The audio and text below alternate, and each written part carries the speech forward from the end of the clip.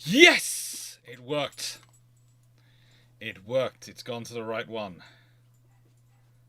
It's gone to the right one. We are working. We are active. All right. Hello, everyone, and welcome to the Kido Butai 3 Days from Pearl. Oh. This has been an interesting one to prepare, it truly has. And, yeah, it's one I've been looking forward to for a while.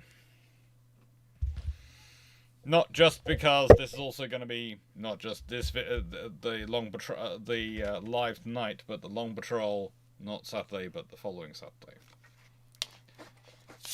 So yeah, it's going to be one of the Christmas videos soon. It can't be working. That's not in the script. Yes, it's working, and the guest thing is Restream is working. This is both live here and on Twitch, and it went to correct video. Because I've managed to get the Restream setting. Amazingly, once you manage to get all the settings correct set up, touch wood, it does actually work with existing pre-scheduled videos. Which is why the videos for the weekend for the Historiathon are now all programmed and all up and all scheduled. Lord help us. So today is Richard Varsava's question. And December and January votes are still open. They are not going to be closed till Sunday.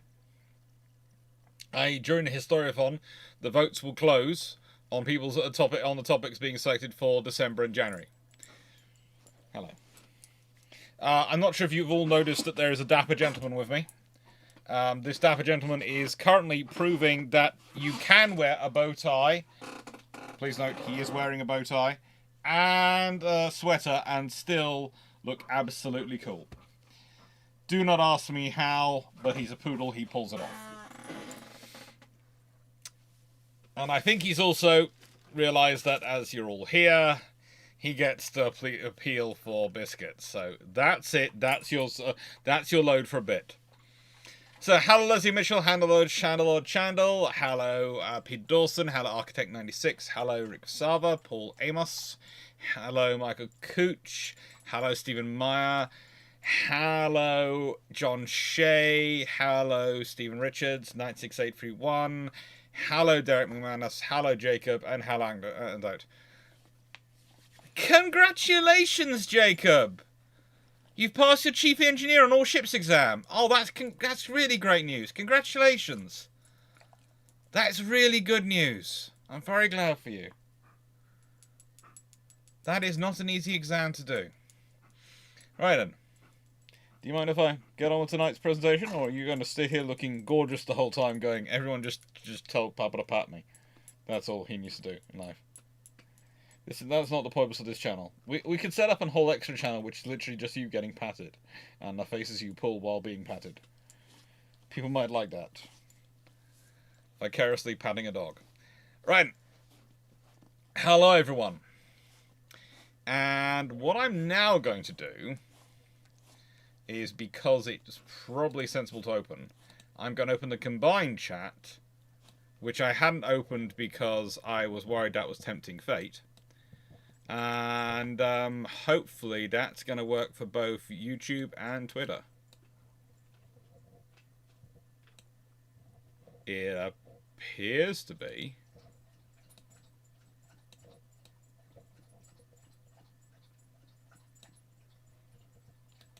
It does appear to be. It is. It's working.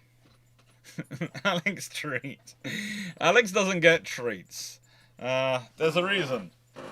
I was normal 2 poodles ago. I don't get treats. Gone. So, Kido Butai, 3 days in Pearl Harbour. Now, when this question was set, and I have to admit, when it was set, it was a bit of a doozy for me to look at. I honestly was sitting there going, well, hang on, how are they going to be caught? And believe it or not, that did turn into the absolutely biggest challenge of this entire video. Because you see, the Japanese did an absolute doozer of a job.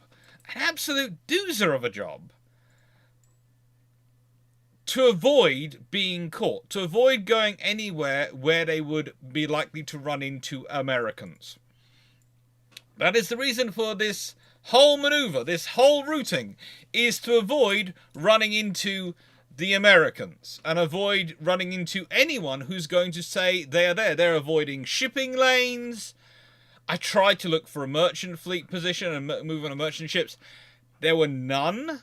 And also, you're looking, please note, with merchant ships, you're looking for not just the merchant ships, you're looking for ones which are likely to be carrying long-wave radio. So they can actually signal someone and tell them what they've seen. And, no. This is just, there is just no information there. There's nothing there. Hello. And they are routed as far as they can away from anything the Americans are searching. They are routed completely out of the expected access for the Americans to be searching. So, yeah. How am I going to do this? Because either I have to invent an airbase, I have to move around quite a large amount of operations, or I have to go absolutely digging through the American force structure and find something. Now, me being me, I was tempted to take the easy route. Just reroute an aircraft carrier. Just have a carrier battle group run into them. But the trouble is, that would have been changing history massively. Having a carrier battle group run into them, not really viable. You can see where Enterprise is. You can see where Lexington is. They're nowhere near where they need to be. They are nowhere near where they need to be. And that's a problem. That's a massive problem.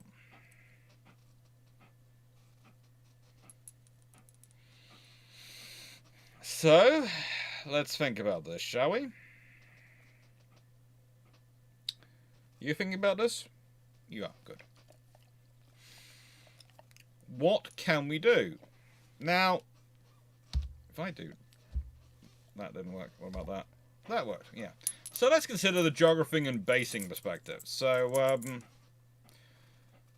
first of all, I thought, well, maybe an aircraft from the Aleutians. Maybe. Maybe we could have an aircraft from the Aleutians. Subs were also things, but the sub-operating patrol areas were even further away.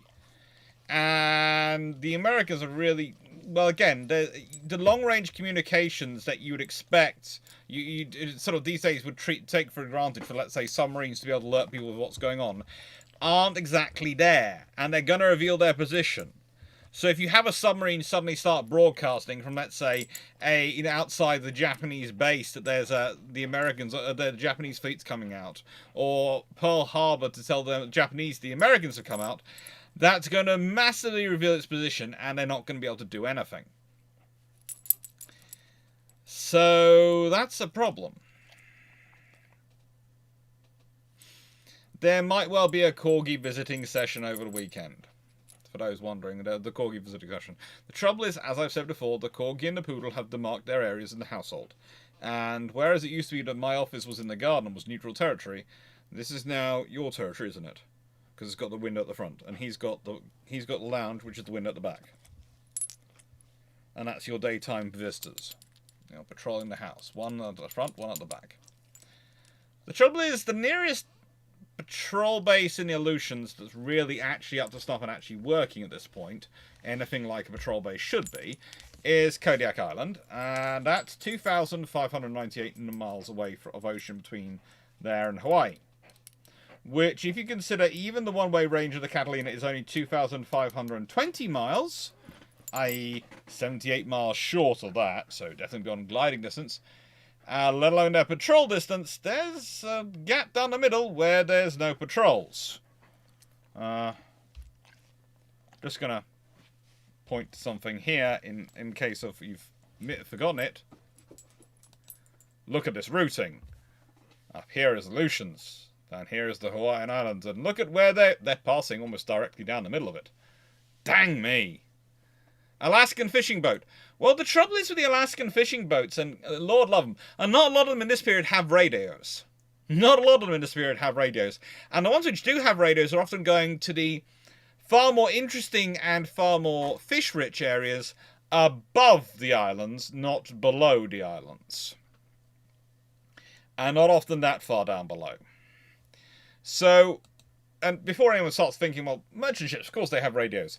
If you consider not even all the ships taken up from trade by the Royal Navy in the Falklands War in 1982 actually had radios aboard that would work to take signals and communicate information,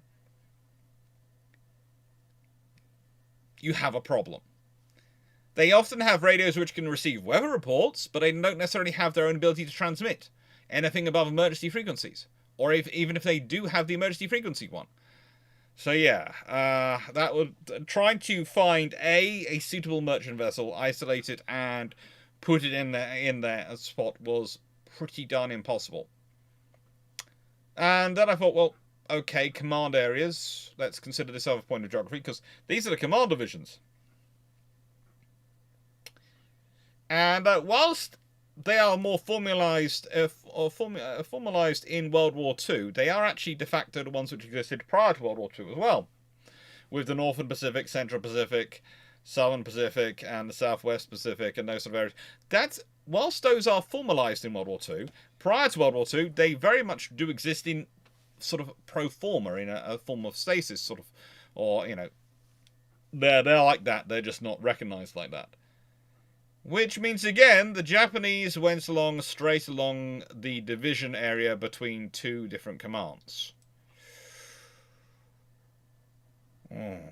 Now, yeah, a cargo plane did pass 50 miles from the Kido Butai, but again, that's not really going to be the information you need. Something passing 50 miles from the outside of the Kido Butai might see a destroyer. Is it going to recognize it as a Japanese, or is it going to think it's American? Is it going to, you know, it's just not really spotted.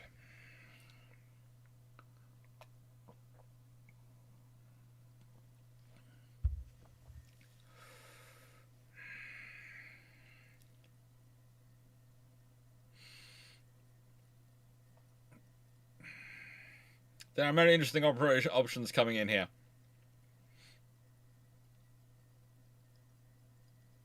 Old US TV show Jag did an episode where a US submarine had found the Japanese fleet on the way to our sub was sunk before they could get a warning off. Yeah. Again, no. And the Nimitz class carrier Verdun, that's a whole different video. But no one's done that yet. So, being a practical soul, and wanting to give you all as much of a decent reason thing to follow as well, because whilst I do alternate history videos, the limit is they always have to be things which are practicable and reasonable, because you can learn from alternate history of why things didn't turn out that way. And this one does have some interesting possibilities in it. So the next question is, of course, where are the aircraft carriers? Can I move them around? And this is where things get really interesting, because, by the way, someone has already thought that people might be inquiring this. So there's actually, courtesy of Naval History and Heritage Command, there is actually a whole write-up of where the aircraft carriers were on the 7th of December 1941. And that tells you where they were pretty much on the 4th as well. Enterprise, on 20th of November 1941, sent Task Force 8. This is Kimball sends Task Force 8, consisting of Enterprise, the heavy cruisers Northampton, Chester, and Salt Lake City, plus 9 destroyers, under Vice Admiral Halsey, to ferry 12 Wildcats to Marine Fighting Squadron VMF 211 on Wake Island. They completed their mission on the 4th of December. Oh, good. So they're at Wake Island on the 4th of December, and they started a return. Then. Okay, Lexington, on 5th December. Task Force 12, formed around Lexington, under command of Admiral John Newton, sailed from Pearl Harbour to ferry 18 Vought SB-2U free Vindicators on Marine Scout Bombing Squadron to Midway Island. So they're in harbour on the 4th of December. So, yeah, I can't really move them around. Because it's easier, if something's at sea, I can move around. But if they're in harbour, well, that's interesting. And then you've got 7th December. They have Lexington, Chicago, Portland, Astoria with them, and 5 destroyers. They're off Midway. Saratoga, well, she's in Naval Air Station San Diego. On 7th December, she's there to embark her air group and start loading on more planes to take to Pearl Harbor. And Yorktown and Ranger and Wasp were all in the Atlantic Fleet. Yorktown, Hornet's yet to carry out her shakedown cruise. And, well, Yorktown doesn't get to the Pacific till 16th December. So, yeah, none of them around. I did actually toy with the idea of having Hornet having her shakedown cruise in the Pacific, but then I have to move around other assets to work with it. I have to move other ships into place to work with it. So I have to move a whole task force. That's the thing. If I move a carrier, I have to move a task force with the carrier. So I have to find lots of different aircraft and lots of different ships, and all these things have to move in, and I am changing a lot of history.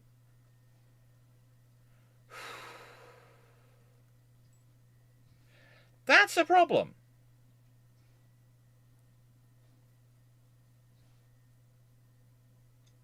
That's a problem. Coast Guard. Yeah, their ships, their cutters aren't that big in this period. They aren't doing that. So, yeah. Well, it's put me in a bit of a pickle. But the thing is, I had given my word, and I did think it was possible, because I had another straw to play. You see, we're left with cruisers. And this is where I'd like to refer you to a little old friend called USS Indianapolis, and Chandler has got there as well. Now, she was actually leading Task Force 3. Those who don't know, Task Force 3 was being used for gunnery training at this point. Gunnery training? Oh, that's interesting. And she was actually taking on her trip. She had the Wicks-class destroyers, Dorsey, Elliott, and Lamberton. Mine Division 6. They've been converted to fast minesweepers. / ASW escorts. And the Clemson-class destroyers, Savard and Long, conducting a mock bombardment at Johnson Atoll. The problem is, if you have them out, they only have 3 seaplanes. What's the odds of one of their seaplanes, if they're out somewhere, for actually finding the task group? Finding the Kido Butai? And reporting in time enough to not get snapped? That's quite big odds. I'm almost laying too much on one group. But then I thought, well, hang on. If they were on a counter-surface raiding mission, or a counter-surface raiding training, and those sort of things, they'd take another cruise with them, wouldn't they? They wouldn't just have those destroyers, they'd have another cruise with them, because those destroyers don't have any torpedoes. But, yeah, you might, for dealing with surface raiders, especially armed merchant ships, which the Americans had been conducting drills for, and I went up and found out that the standard was usually one 8-inch cruiser, one 6-inch cruiser, and some destroyers. And I thought, oh goody, well that makes my life easier, America. Thank you, US Navy. I now need to find another light cruiser in the Pearl Harbor region, which I can get to at this point. I know. Yes, you are cute. I know, I'm using my sarcastic voice, and you think I should be nicer to people. But it's not being directed at anyone. It's fine. So, I went hunting, and there's only one light cruiser sitting around in Pearl Harbor area that's not just out of, or just about to go into dry dock, and that is USS Phoenix, CL-46. Yeah, she's a Brooklyn class. And her presence, well, that takes you up to 7 seaplanes, and suddenly that's far more of a search capability, isn't it? 7 seaplanes is far better. And with 2 such cruisers, plus 5 destroyer mine layers, it's not a force if they end up in a surface fight, but if they get the message about what's going on, there's no way you're managing to take them all out before they've got the message off home telling everyone what's going on. And if you do attack them, you've kind of decided your situation, because you've started a war. If you attack them on the 4th of December when they radio up with your position, you have started the war several days earlier. Now, in the nicest way, for the purposes of our discussion today, that's not really going to be an option we're going to be considering. Because they do that, there is no other option. It's Nagumo's acted with haste, and all we know about Nagumo means that, to me, he's not going to act in such haste.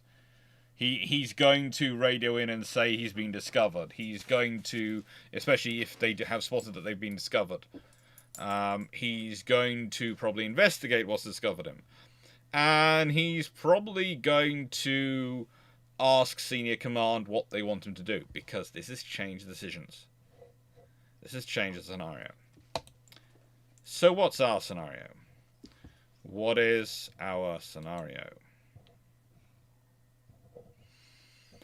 Well, that's some fun.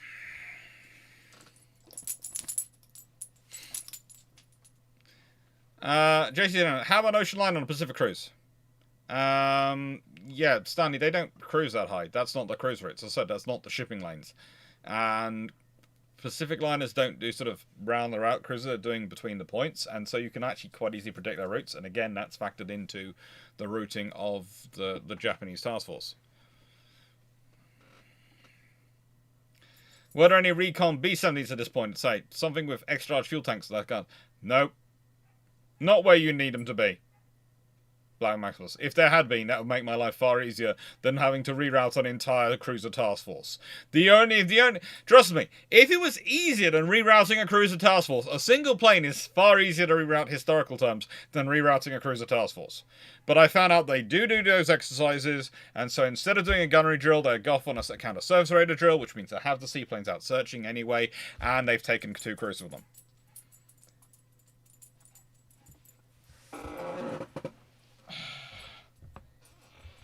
Carl Zabrio, I thought the Kido Butai Nagan was ordered to turn around and come home if it discovered early. Yeah, pretty much. But that's only if they realise they've been discovered. They're only going to turn around and come home early if they realise they've been discovered.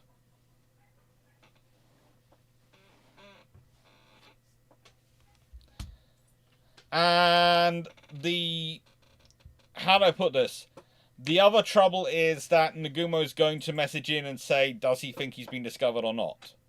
That's for his judgment call to make.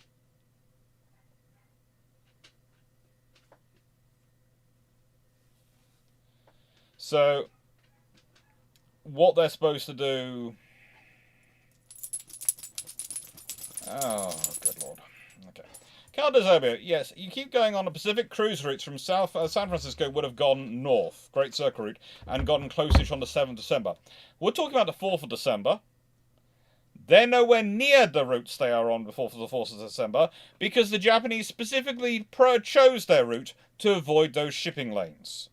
Not even the cruise liners, the fast liners, are going on that route, are anywhere near there for them to discover it. I spent a lot of time looking into this.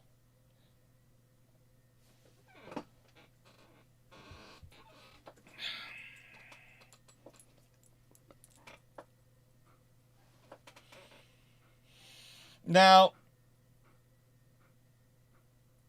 and literally, it's a case of, for one to discover it, they would have to be so far off course, they'd have to have major problems going on. And yeah. That's far less likely that one's going to have those such problems and not have gone straight towards port northwards rather than port southwards, try and aim for Pearl Harbour. You're asking a previous question proposed by someone. Yeah, but the thing, this is the joy of the chat. I don't tend to always see the previous question. I see the questions coming through to me after I'm answering them. Calm down. Anyway. the whole point is that it's actually kind of easy to imagine this scenario, because Kimmel has task forces out doing all sorts of things. He's trying to constantly keep as many ships out of Pearl Harbor as possible, because, like Richmond before him, he views Pearl Harbor, especially with its lack of defenses, as a very weak space to be moored up. And also, having a fleet in there is not a sensible. Everything in there is not a sensible idea. So he's doing everything he can to keep as many ships as he can out of Pearl Harbor as possible. So let's say Task Force 3 was doing an ASW anti-surface radar work set of that, operating north, and both cruisers had their aircraft up. Hi, Tibena. It's interesting.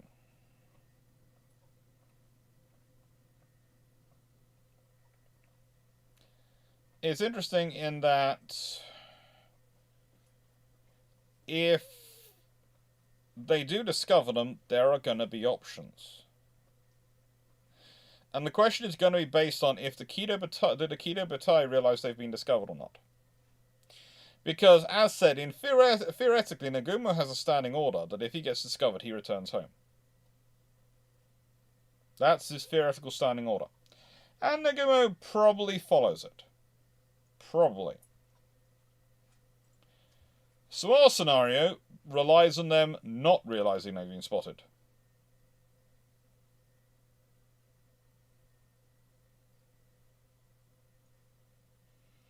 I don't think I've ever done that one, 20th of July 1944. I don't think that topic's ever been asked. But basically, if the US Navy's fleet stays based primarily on San Diego, with Pearl Harbor being a forward operating base, then the Japanese are stuck, because one's beyond their strike. Both their primary fleet targets are beyond their strike range.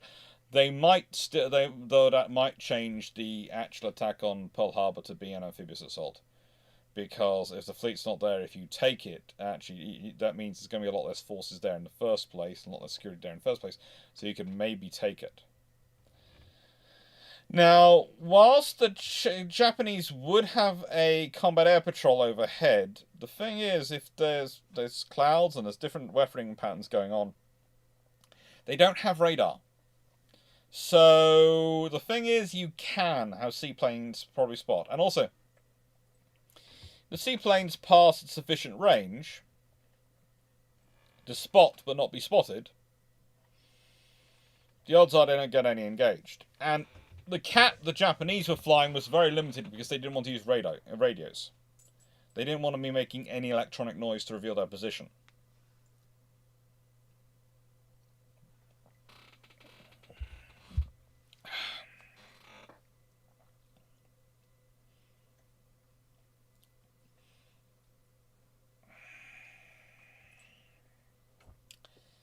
So, our scenario is the Japanese have been discovered and they don't realize it. And they've been discovered by a cruiser-led force. Which means the cruiser-led force to shadow them from this point onwards.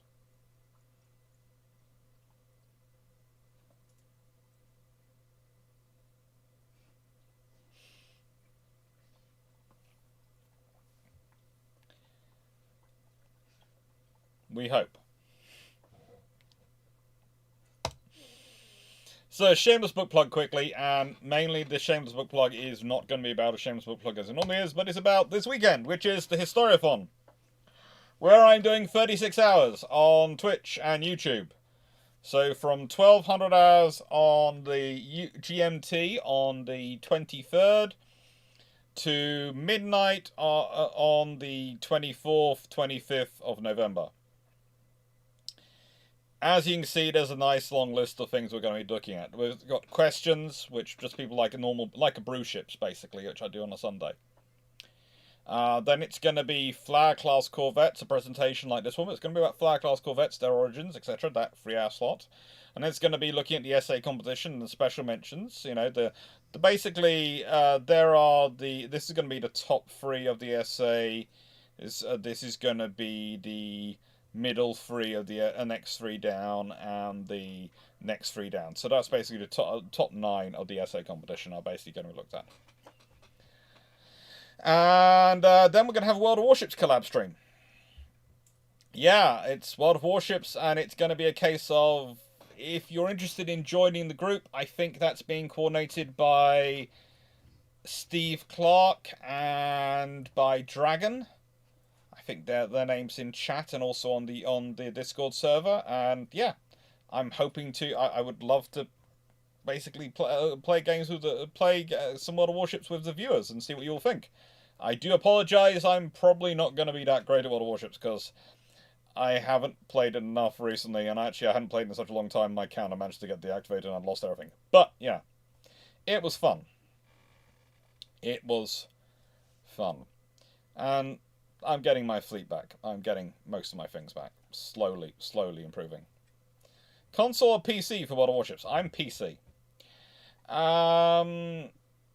Then we have, let's see, the U-class submarines. They're going to be discussed between 3 a.m. and 6 a.m.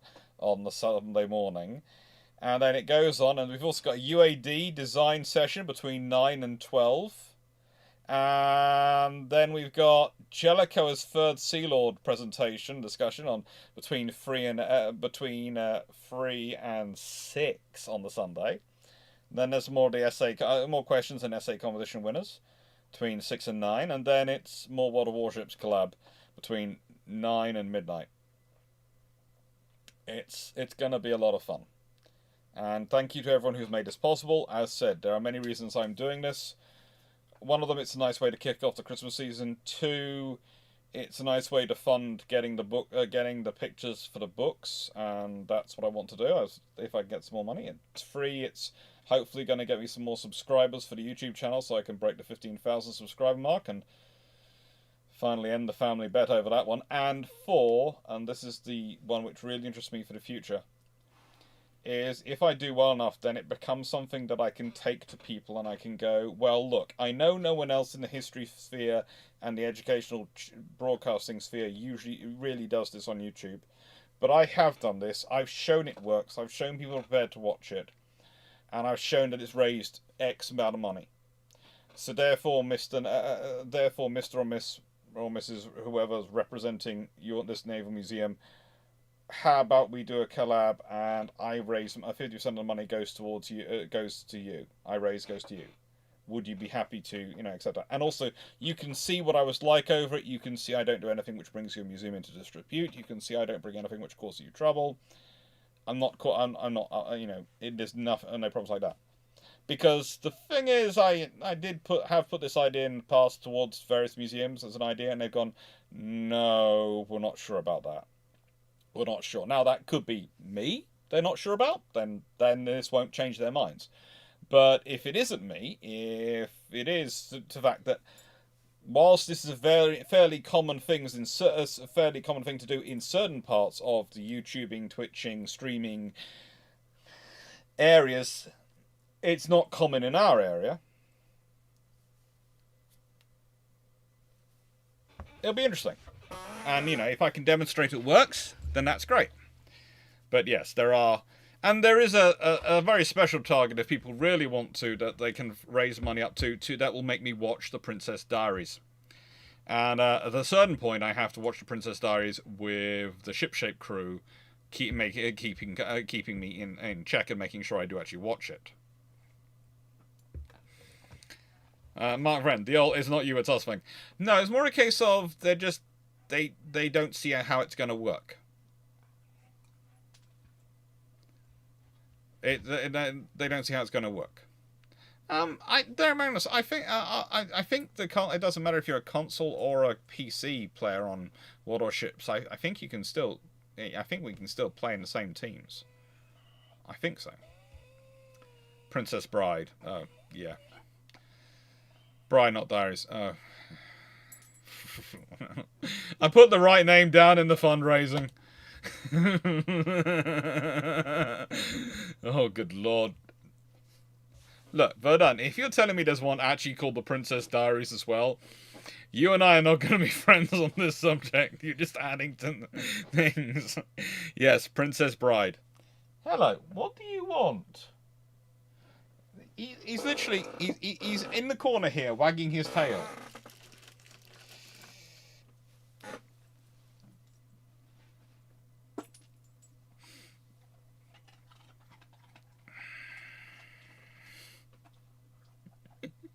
Even we are not that cruel.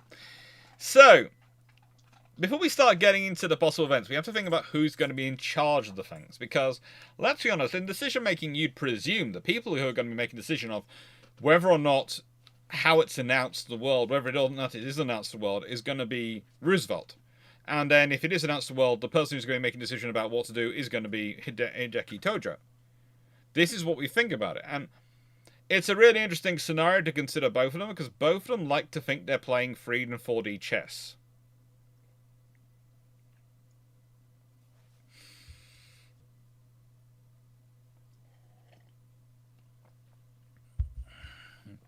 At 100...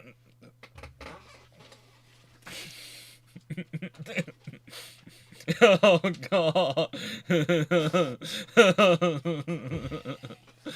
Oh, this is worrying me. And the thing is, with both of them in their terms of their chess skills, they are good at domestic politics. At international relations, both, frankly, are not that great. Okay? Politicians often think their innate skills in terms of getting themselves elected and their domestic political acumen translates into being statesmen on the world stage, people who can do politics at an international level between countries. They forget, though, that countries are very different than domestic politics. Although, you know, the American political scenario probably does have more of a basis for this than most because of the way the Constitution sets up the power of the states in their federal system. The reality is that in politics, you are their leader domestically. They are electing a leader. In international relations, you're just one of many voices. And yes, you might be the most powerful and loudest voice, but you don't have the power to compel people without the application of force. You can't just compel them by your position. You can't go, I'm President of the United States, so your country will do what I tell you to do. It doesn't work like that. They might agree once. If they like you and if they're your friend and they have lots of other reasons for agreeing with you, they'll probably go along with you. But if they don't like you, if they're not your friend, and if they consider you an absolute they'll probably ignore you. And even then, you can only say that to your friends so many times before they start not being your friends.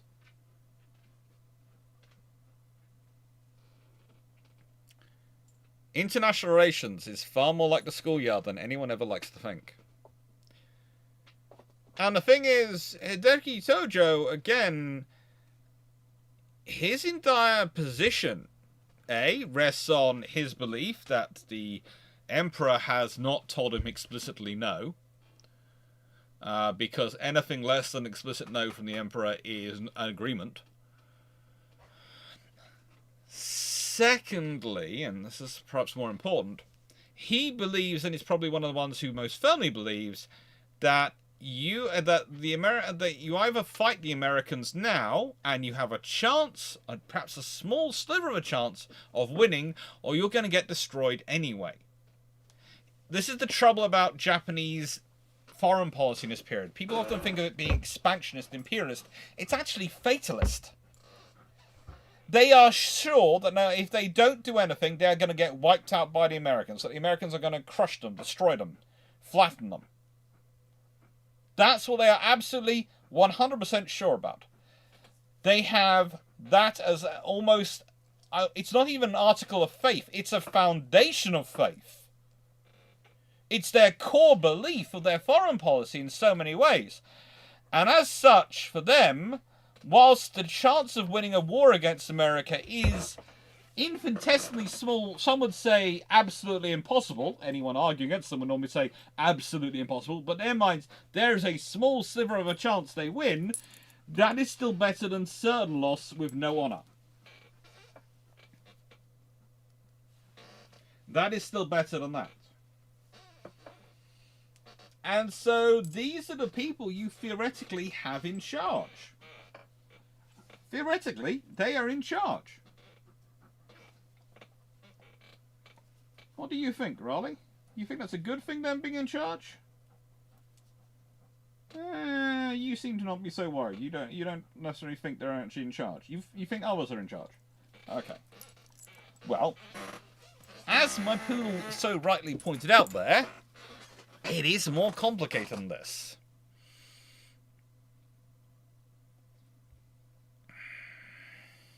He does believe it's more complicated than this. Self-fulfilling fallacy. Pretty much, that was the Japanese. The Japanese have many issues, and just to answer the questions before we skip on to the next page in the chat. Oh,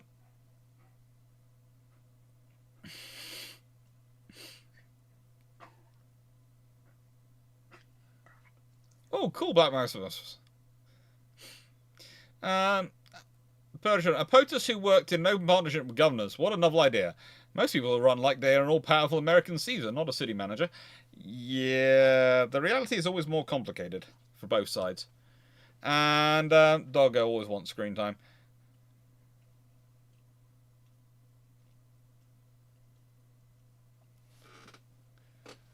My coach, Tojo's position also based partly on the fear of assassination by rivals, not something readily transferable to international relations. Yes, it is. But there again, assassination has been part of international politics for as long as it's been part of domestic politics, let's be honest. If anyone ever wants a proof of that, just look at the computer games, which especially... what's it? CK3? That Garius the Brit likes to play on his Twitch streams? Yeah, basically murder spiders are the way of life on that channel. Who would actually be making decisions? Well, here's the thing. Admiral Miyamoto might make the decision. He might, or if he gets the information, order the fleet withdrawal and then inform Tojo afterwards, in which case Tojo's gonna probably go after him, but that could lead Tojo into a direct confrontation with Mitsumasa Yonai, and so far he's managed to get as high as he is by being indirect in his confrontations with Mitsumasa Yonai.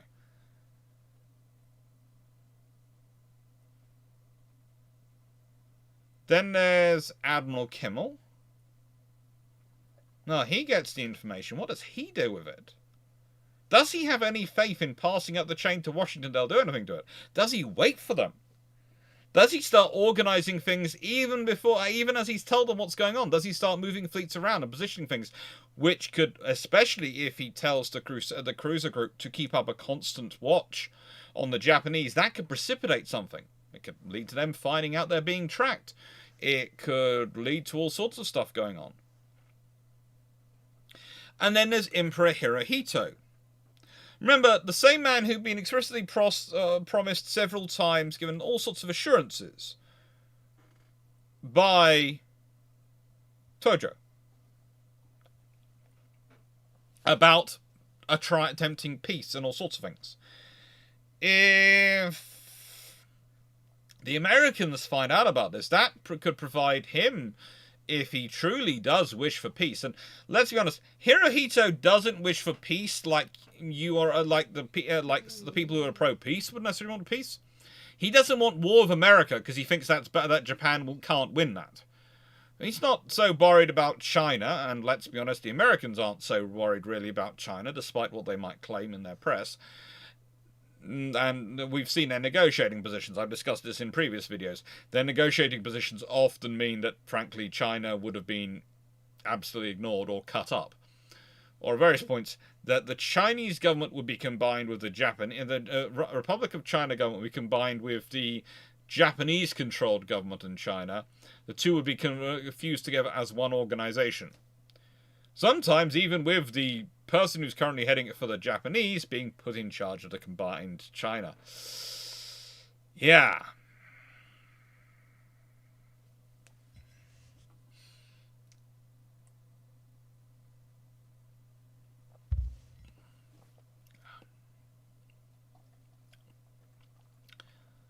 Now, it's interesting. To answer Knight's, and don't take this wrong, Knight, this is not one of your better questions because it's kind of honest answer. What stops Nagumo from ordering Tarsal's fleet be sunk so they can send no message? Because that is what the fleet will likely do. I said one of their spotting aircraft have spotted the Japanese Kido Butai. So How does he know where Task Force 3 is based on their spotting aircraft in time to stop a radio message being sent off? Because the radio message from the spotting aircraft to the cruiser travels at the speed of light, like most electromagnetic waves do. And then it will be read, the message will be read, and it probably, in the quickest turnaround in history, a message will be sent off. And it's only when they start broadcasting their message that you're going to probably get a location of them, because you're going to hear a ship broadcasting within, let's say, 100, 200 miles of you. How then, of course, to try and you'll have to arm up strike aircraft, load them up on deck, launch them in the direction. They have to fly over that way and find the task force to sink it. I don't think there is any way those aircraft are arriving before the message gets off.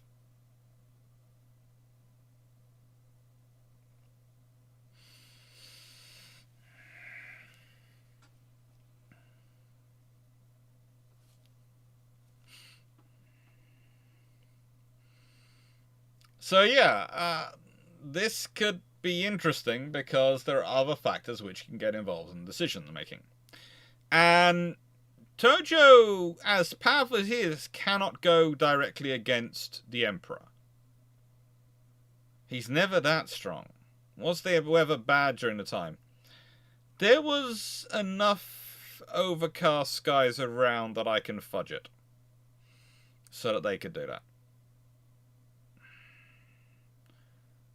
Oh, good lord. Night. So yes, they're going to follow the scout aircraft back, then report back. But either way, the radio message has got to the cruiser long before the scout aircraft does.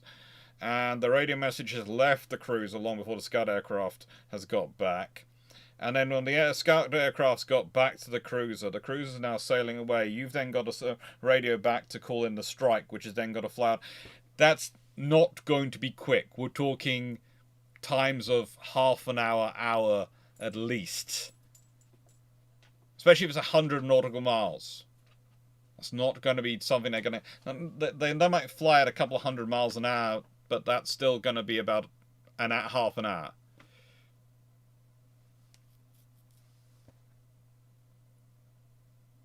Oh.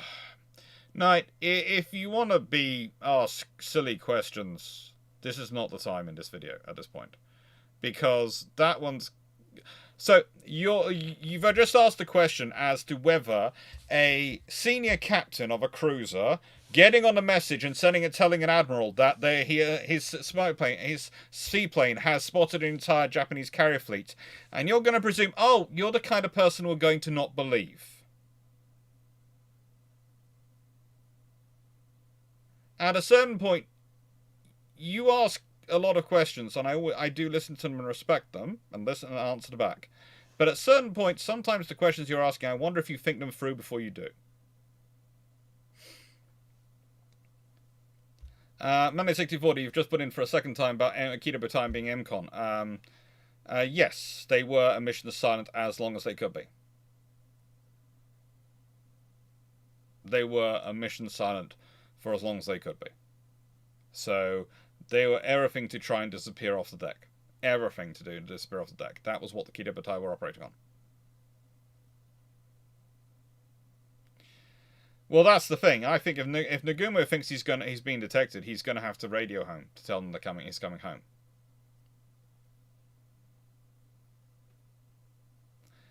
And the can't answer. Wasn't the Kido Butai a major squall in the 4th, meaning no one would have had planes up, especially the cruiser float planes? Well, actually, that's the interesting thing, because whilst they couldn't launch in the squall, the cruiser formation would be far enough south they could have launched. So their aircraft could have been flying over the squall and could have seen it, which is one of the reasons which adds to the fact that it could have happened. But it's not all the day on the 4th, and there are times where it's sort of it points around.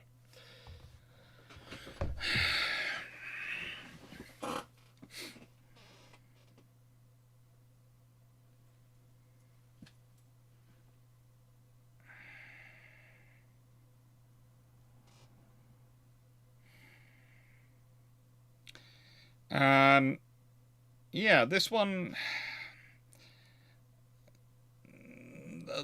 let me put it this way. This is very different than some of the warnings which were historically ignored. Because usually they were various things going in. The radar miswarning one is not... It's a scenario where they expect there to be a flight of large aircraft coming in, which would generate a similar return to all those aircraft, and they just they just don't think, and they're turning the radar off anyway. So there are all reasons for those things. But in this scenario, we're talking about a large Japanese carrier task force being spotted in a position in the middle of the Pacific, heading in the direction of the American coast.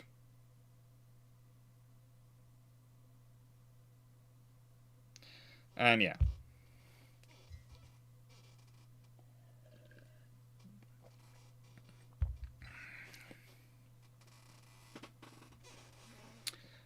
Yeah, Hirohito, there's fun things going on.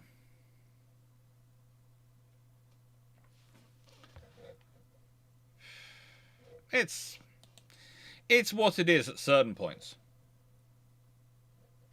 It's what it is at certain points, because they are in a case in this scenario, it makes sense and it works.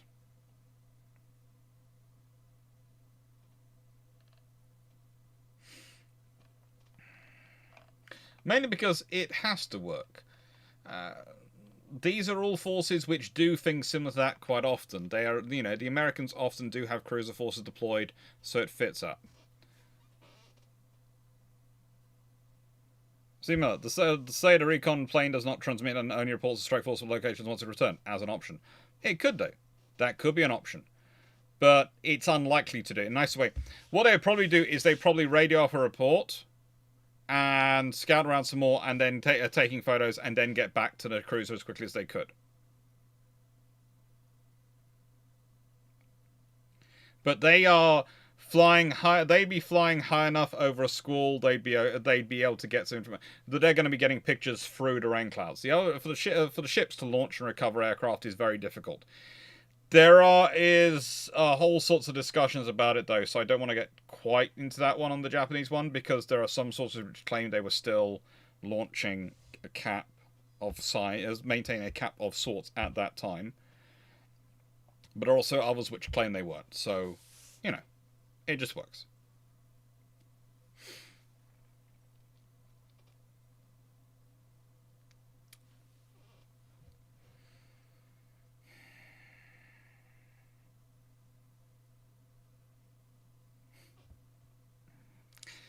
So, these three might actually have more to do with decision making than these two. Especially as things go down the line. Especially as they go down the line. But broadly speaking, we end up with 4 scenarios. 1. And I'm going to discuss each of these scenarios in turn and go into each one. But there are 4 scenarios you're left with as options in this circumstance. Roosevelt orders the fleet to readiness, but says nothing publicly, or to the Japanese. Strike is turned into a massacre of Japanese forces involved.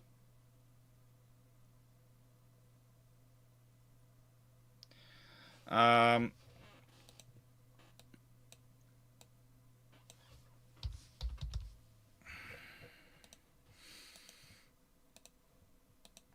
remainder of them, well, they're slightly different.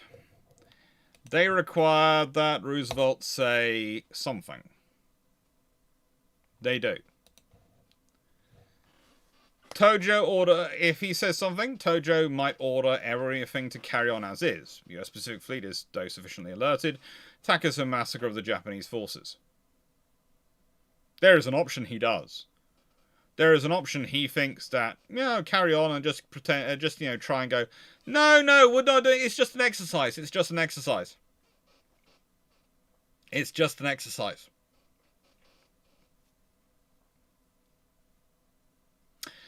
Third option, Tojo orders the fleet back and things get tenser in the relationship, and that could have its own consequences longer term. Remember, Nagumo, who is mission silent, will probably not know much of anything's going on, especially if he's been spotted without him realizing he's been spotted. And fourth, Tojo gets removed by indirect Imperial action. This could result in a civil war, but doubtful depending on how the Emperor does it. And oh boy, have I got a good picture for that one. There are some good pictures for this coming up.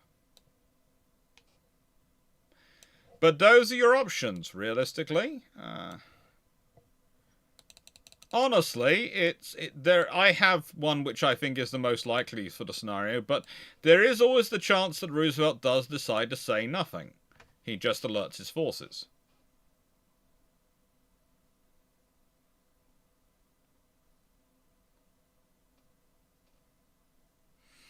Oh, Wayne.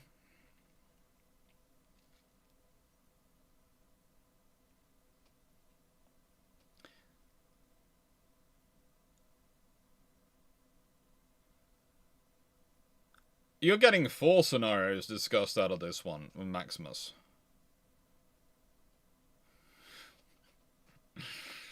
Menacing Glory. How many defensive aircraft were stationed on the island that could have been available to defend?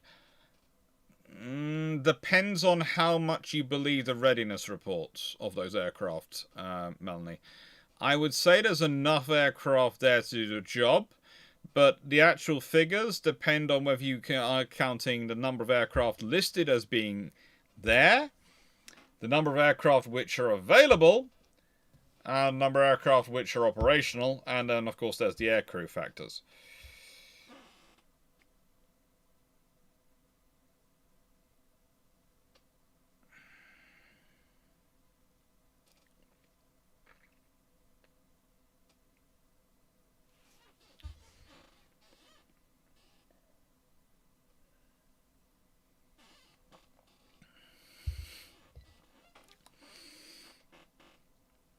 I think people are discussing Warhammer 40k in the chat.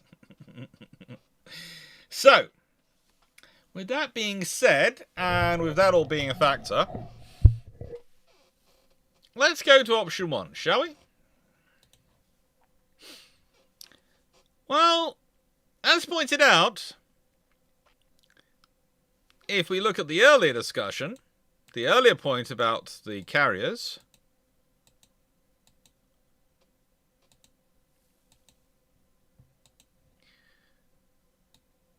Lexington leaves Pearl Harbor on the 5th of December.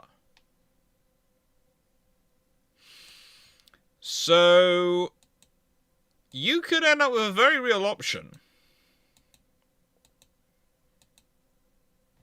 of Lexington and Enterprise combining their task forces, meeting up and being in a very nasty position to hit the Kido Butai just as their first wave is taking off. If you are prepared to do this, and let's be honest, it could sound like prepared to do this,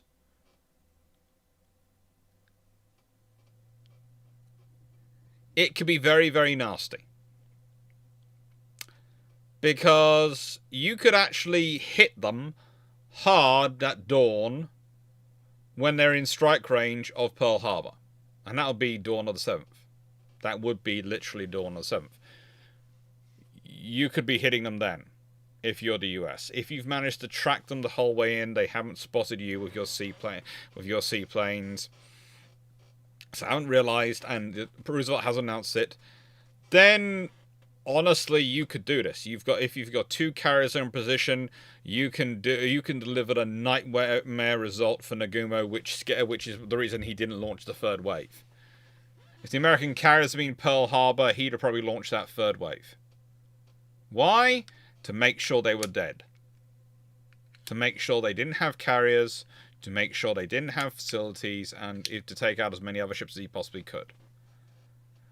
But the reason he was so worried about where the carriers were, the reason he was so worried about his positioning, was because if those carriers had hit at certain points, like Midway, when they had their aircraft on deck, or when they were raining their aircraft or recovering their aircraft, that's a nightmare scenario. That's a wipeout time.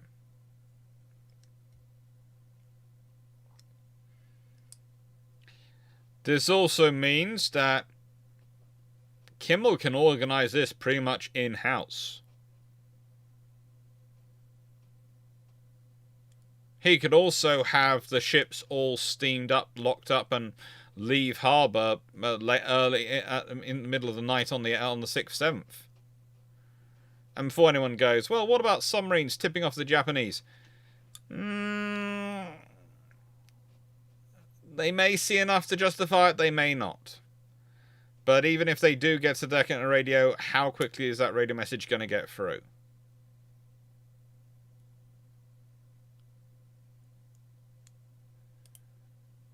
So the fleet could be long out the way.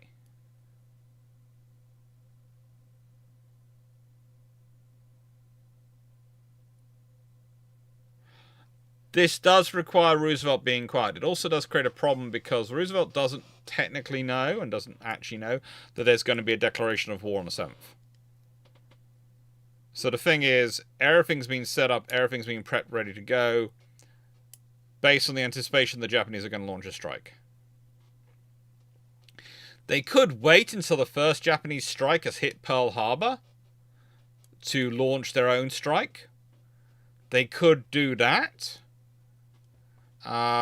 Literally attack the carriers as their aircraft are coming in. That's honestly what I'd be tempted to do. As the first wave's returning, fly in the attack. Use the approach of the first wave as cover for your own attacking aircraft.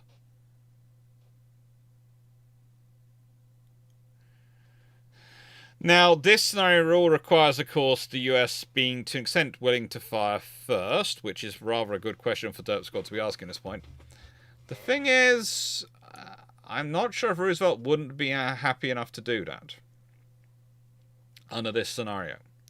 But it is going to complicate things. It's going to lead to endless things like the British have with sinking the General Belgrano, and people arguing different definitions of what the rules were at the time.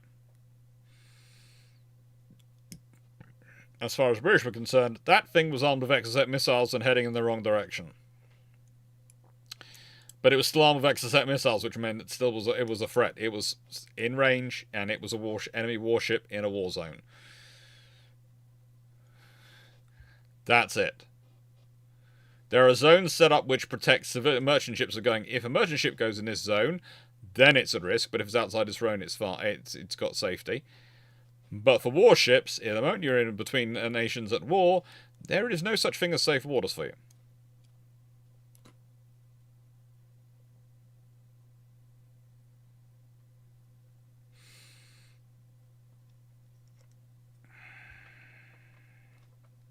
KVG, most of the communications at this point were Morse, especially longer range ones. So setting a trap is a completely possible route. It's a nightmare for the Japanese, because if the Kido Butai gets wiped out and their fleet gets wiped out in this scenario, then in many ways the US Navy has just Kantai-Kessened the IJN. And that changes World War II dramatically. Because if the Kido Butai is knocked out in such a battle, then there is no fleet left to cover the rest of their operations. And yes, they might still be able to do the land forces and do the attacks on Philippines, etc., the forces they have elsewhere. But how long are they going to be able to hold those lines before the rest of the US Navy comes rolling down on them?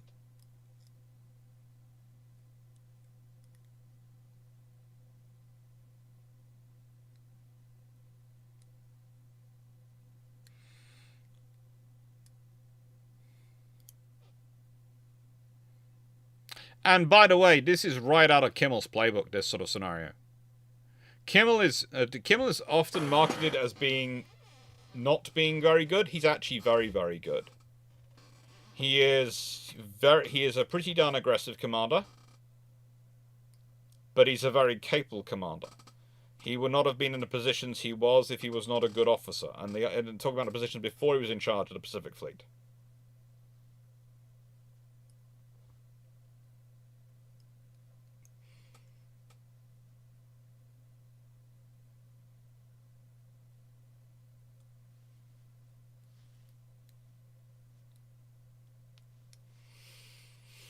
And I think Carl's got a question.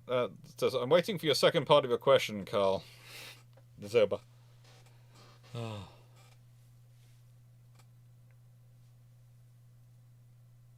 Do they have the assets to project power of Japan and China? No, but if you've got that much, if you've got a carrier force and Japan's not got a fleet, you have lost out theirs. You can do all sorts of nasty things with your carriers. The trap of the Kido Butai is discovered 4th December. Excellent could strike when the first wave is hitting Oahu, and the second wave is on deck getting spotted. The battle line would be taking up station to the west and would cross the T of the remainder of the Kido Butai as they were drawing. Pretty much.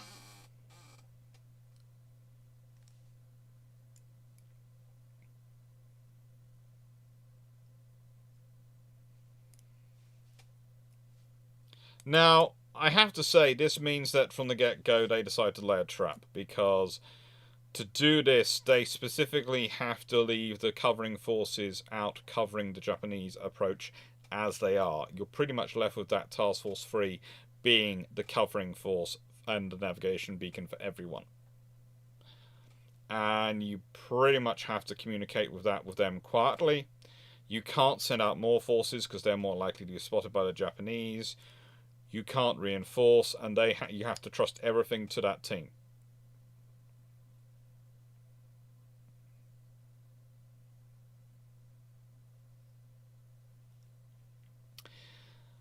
Night.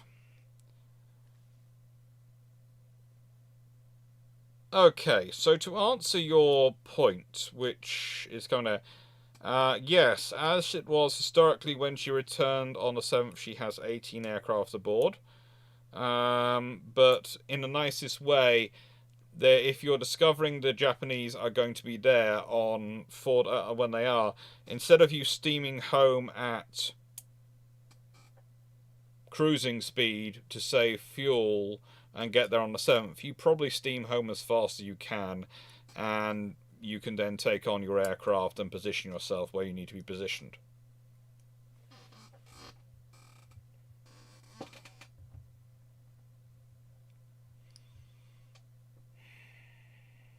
Sean, would the US allow Nagamo to turn away if he cancelled the attack, or would they close him to give him a close escort away? No, they'd allow him to turn away if they didn't attack, because that's kind of the fun over.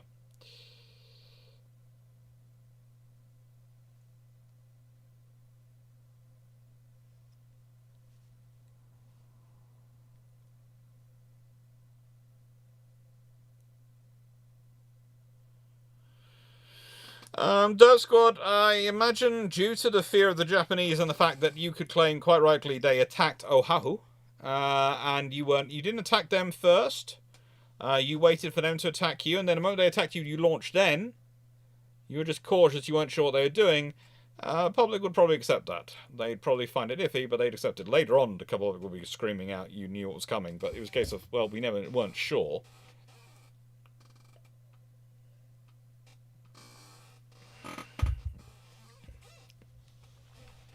But again, it's going to be a different scenario from historical, because if you know they're coming, then you can A, disperse more aircraft, B, disperse more people, and you can just make sure no one's around in the places where where they're going to likely to hit. That no one's around who doesn't need to be around on the 7th of December. And there are ways to do that without attracting attention. Organise a camping trip for the army soldiers to go and do wilderness training. Take the Navy sailors, organise a massive party, a social event on the weekend. All the bands playing over the other side of the island. There are options for how you can get people out of the way without getting them out the way, if you know what I mean. It's nothing out of the usual. That's what the USO, etc. is for.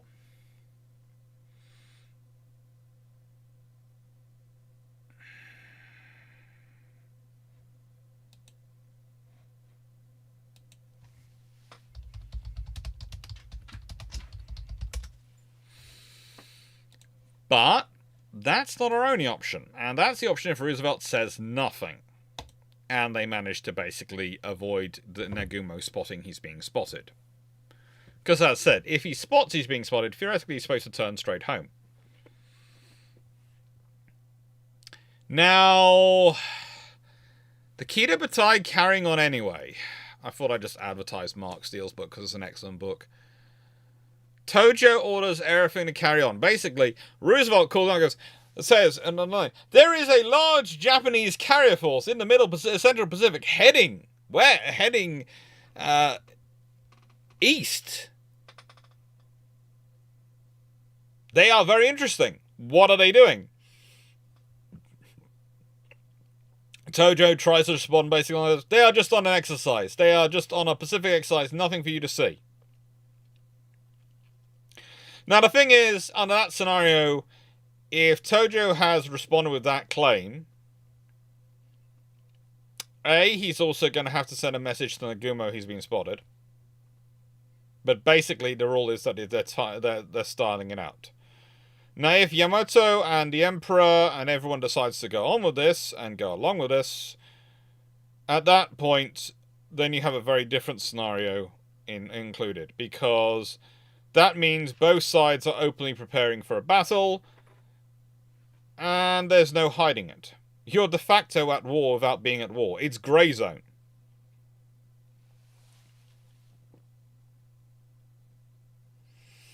US Navy will start moving. As said, the Enterprise, much as the previous scenario, it's going to be Enterprise is going to be rushed home as quickly as she can to be loaded up with her strike air group. Lexington's going to be loaded up with the strike air group. She's only leaves on the 5th historically, so she's actually probably going to leave on the 4th with only taking her combat air group with her, or probably the 5th as well. She's going to meet. She might actually. There is a possibility that Lexington leaves loaded with aircraft for Enterprise's strike group, Enterprise's air group, and she takes them out to Enterprise, and when they meet up, flies them off and flies them onto Enterprise. There is a possibility of doing that. And the whole scenario gets very, very nasty very quickly. Because you basically start ordering the evacuation. Everyone's going to work out timelines. Nagumo's going to have to work out if he can move up the strike in any way, shape, or form. Can he go faster? How much fuel is that going to use versus how much fuel he wants to use? What kind of operations he has for his strike? For him, this is going to change the scenario completely. He's going to be knowingly walking into the jaws of death. This is not a good situation for him. This is not a good scenario at all. But, and I say this nicely, it's still possible in his mind to pull it off. Yes, the Americans know we're coming. Yes, they know we know they know they're coming. So let's see we can play with this. What can we do with this? I think you could see Nagumo maybe do something with his Congos. Possibly. Do something interesting with them. But probably he keeps his fleet together. And he just tries to change up the timing of the arrival. As best he can. And to an extent, no longer is the declaration of war needed. Because the Americans admit they know you're coming. The Americans know you're coming.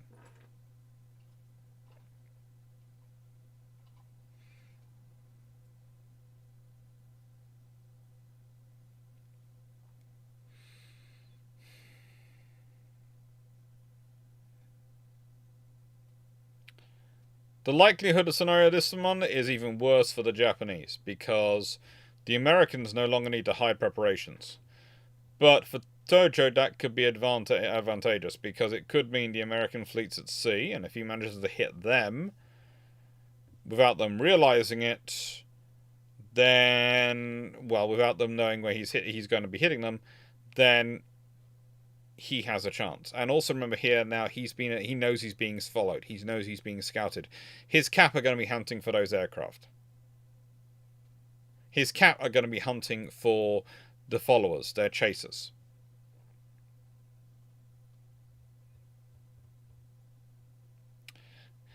Okay, will the Japanese fleet have the facilities to intercept and translate, decrypt any American spotting reports without breaking radar silence? Doubtful. They have very good capabilities of decryption, but not at this point, in terms of deployed to the fleet.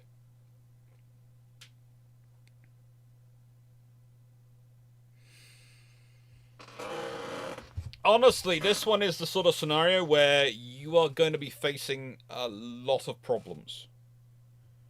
For the Japanese especially, but also for the US Navy longer term. Because under this scenario, they now have no excuse for anything happening to their ships.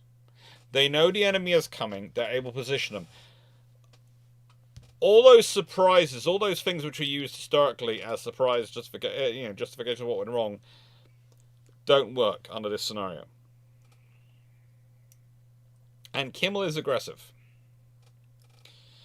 The interesting question to me comes: is Kimmel going to command the fleet from ashore in Hawaii, or is he going to go to sea with his fleet?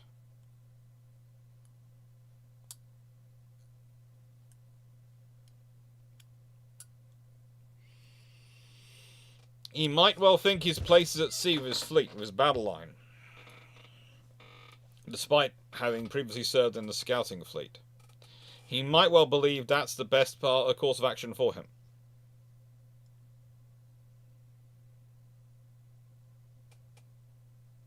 Now,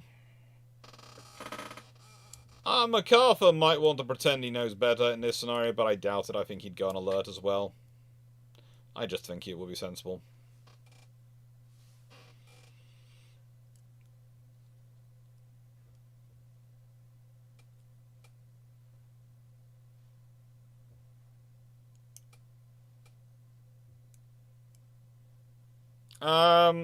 Honestly, there is two options with MacArthur. In this scenario, he might want to go absolutely nuclear and start bombing everything he can reach in sight. The other option is he tries to play ostrich. Historically, he played ostrich, so I think he's probably going to go to ostrich.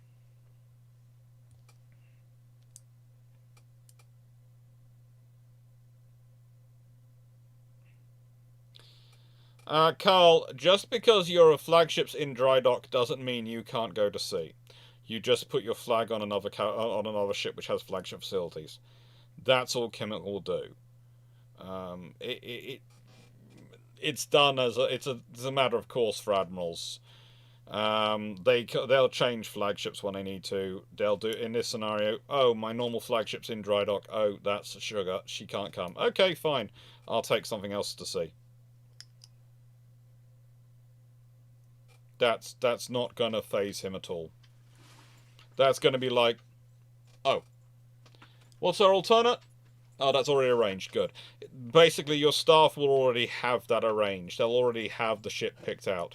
That's why you will often have in fleets 1 to 2, sometimes as many as 3 extra ships which have flagship capabilities in them, which are not flagships, which are still commissioned as private ships.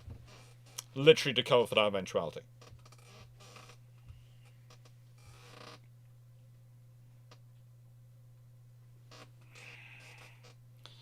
Now, we'll get on to the British and the others later on. But yeah, Kimmel probably goes to sea because he will think he's that. Because Kimmel is a bit of a traditionalist, and whereas how do I put it? Nimitz kind of realized early on that, frankly, there was no way he was going to be commanding the war from at sea. But first of all, the main reason he doesn't go to sea is because at no point is the full fleet going to sea as one formation. It's always being divided off into task forces. So he's always got admirals out running task forces, and he's coordinating all the things from Pearl.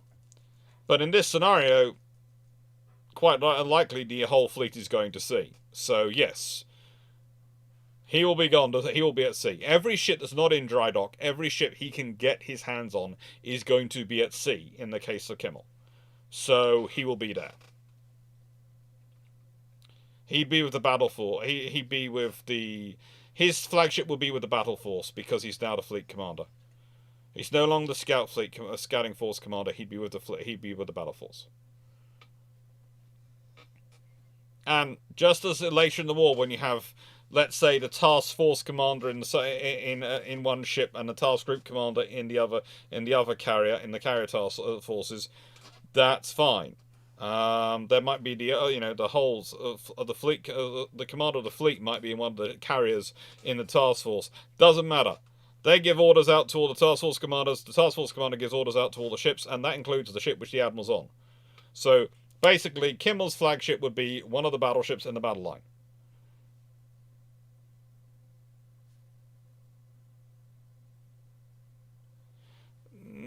The difference is you don't do that because, again, this is something which you have to remember is that that's not the normal thing for admirals, to be in some place commanding from ashore. In fact, Nimitz and Cunningham, who really do perfect it, are rather strange and seen as abnormal initially as the war and it becomes more common as the war goes on. So it would be more historically normal for the admiral to go to sea, like Jellicoe did with the Grand Fleet, like the British Home Fleet commander was going to sea. At the same time as Cunningham was commanding ashore, the Home Fleet commander was always off in a battleship, because that's what the admirals who are Home Fleet commanders believe they should be doing. So, in the nicest way, again, with the American fleet commanders, Kimmel normally commanded his forces from a ship. That's what he was used to doing. Pearl Harbour was supposed to be an administrative command post, not a wartime command post.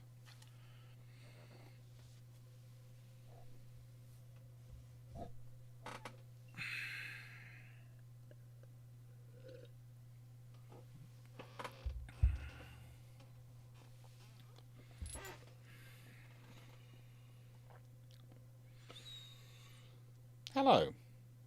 Is this something you want?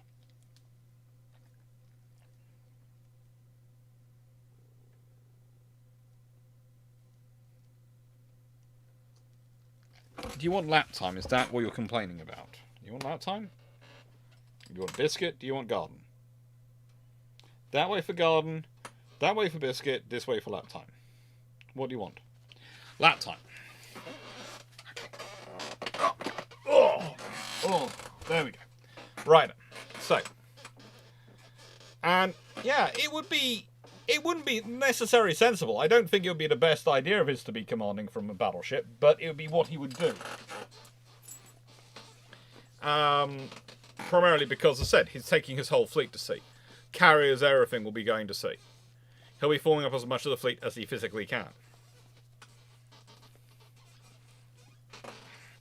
Are there gun mounts that are improved? There are some that are better going on, but there aren't many.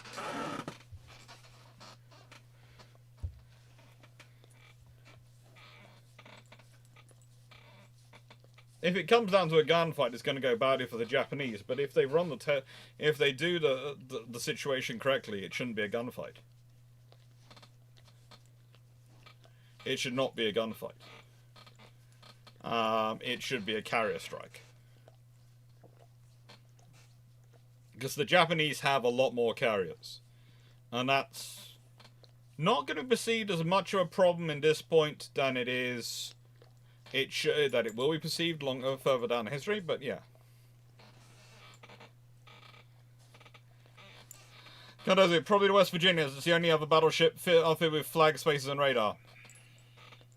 There you go. That's an option.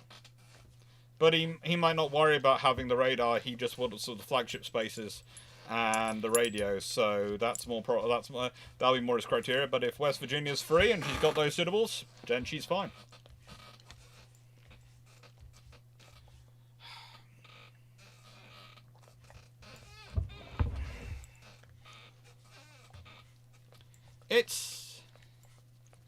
It's not really a good scenario for the Japanese, this one. It's a scenario where they try and continue, but it's not a good one. It's really not a good one. Can I please click the mouse? Okay.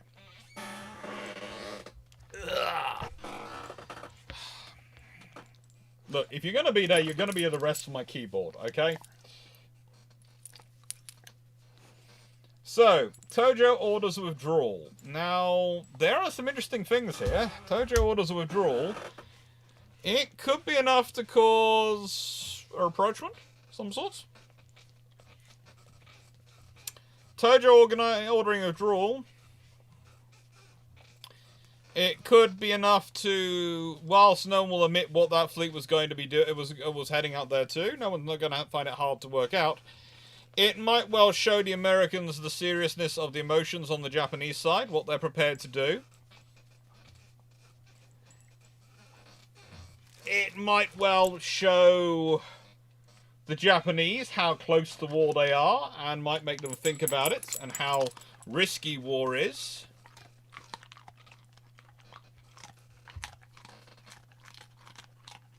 Sorry, poodle having a crunching time. There are lots of options for what could happen in this scenario. There are lots of options, but I think most likely if he withdraws is you are going to have some form of diplomatic meeting. You are going to have some discussions. And it's probably going to be like the ones you had when Ishii Kojiro met with Robert Lansing in 1917. And there might be a new friendship agreement. There might be some new legislation. They might even come with some form of peace treaty over China. All sorts of things might happen. But it's going to be the kind of treaty, the kind of scenario where both sides are busily preparing for war. Any peace which comes out of it, any breaking of sanctions is going to be temporary, and both sides will know it. And for this scenario, the Americans have to be in as agreement as possible. And I wouldn't be surprised if Roosevelt wants a win. But the thing is, sufficiently having it been announced, it might affect the election campaign. Because you have to consider there's this strong isolationist orientation in America going on. And whilst it's not going to necessarily affect Roosevelt's election, because he's been re-elected, there are midterms. There are Senate elections coming up.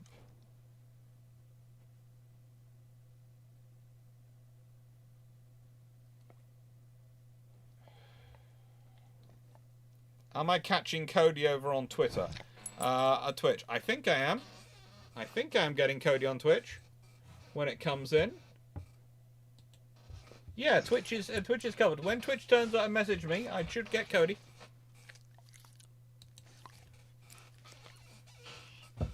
I should get Cody. I think I've been responding to Cody when he's been up.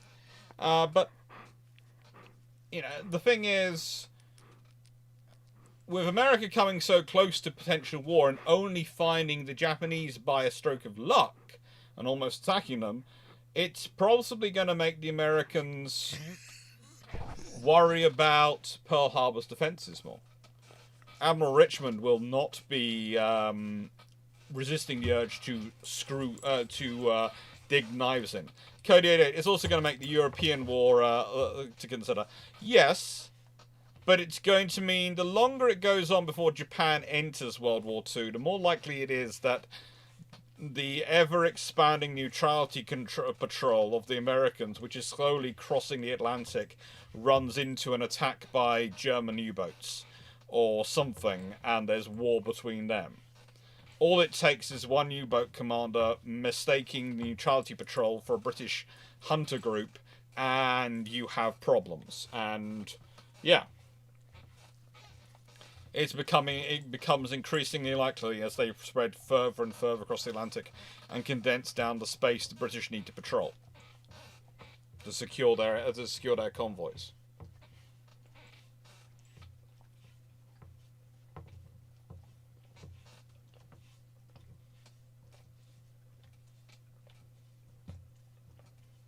Pretty much, Shandlord. There are going to be a lot of politicians who are very, very worried about what's happened, to their, almost happened to their fleet. There's going to be a lot of them who are going to sit there thinking about things, about what's going on. Can I move my mouse, please? Because the more you lick the table with the mouse on. This, by the way, is what happens to this seat every time I oil it. And then that's why it squeaks as much as it does. And it's got worse now. So, yeah. USN was already in combat U-boats. Yeah, but the Germans had brushed it off so far as accidents and issues. And mistakes. And they had managed to make things as good as they could do, but the relations were getting more and more strained. And again, there's this very real scenario that it's also going to cause the British to up their defense in Singapore.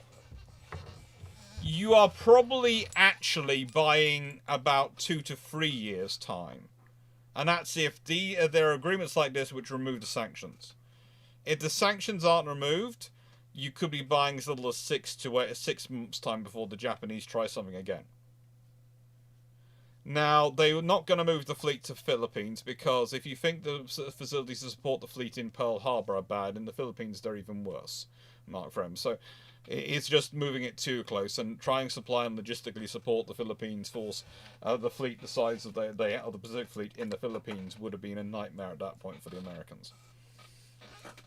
But they are possibly going to try and speed up mobilization of ships, and I wouldn't be surprised if you see more assets heading over to the Pacific to reinforce them. But also, the Japanese are going to have to try and redouble some of their construction efforts as well.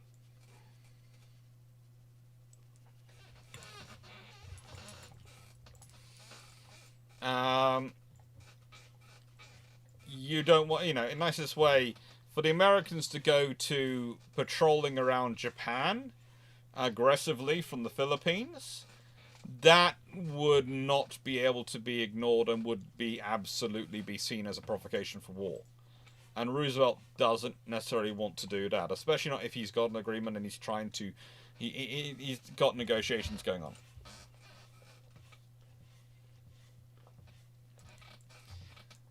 Back myself, maybe some of the history fund could go towards a chair that's better sealed against dog moisture, i.e. dog licking. I might investigate that. But that's lower down the priority list of things I need to buy at the most precise point.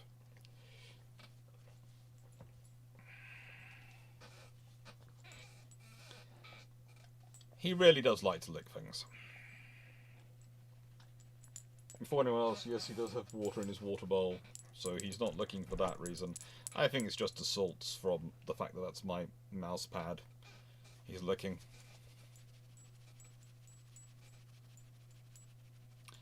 The trouble is shifting ships to Australia for forward basing is that's declaring can only be done if you've got a basing agreement with the Australians, who are part of the British Empire and that sort of scenario at most point.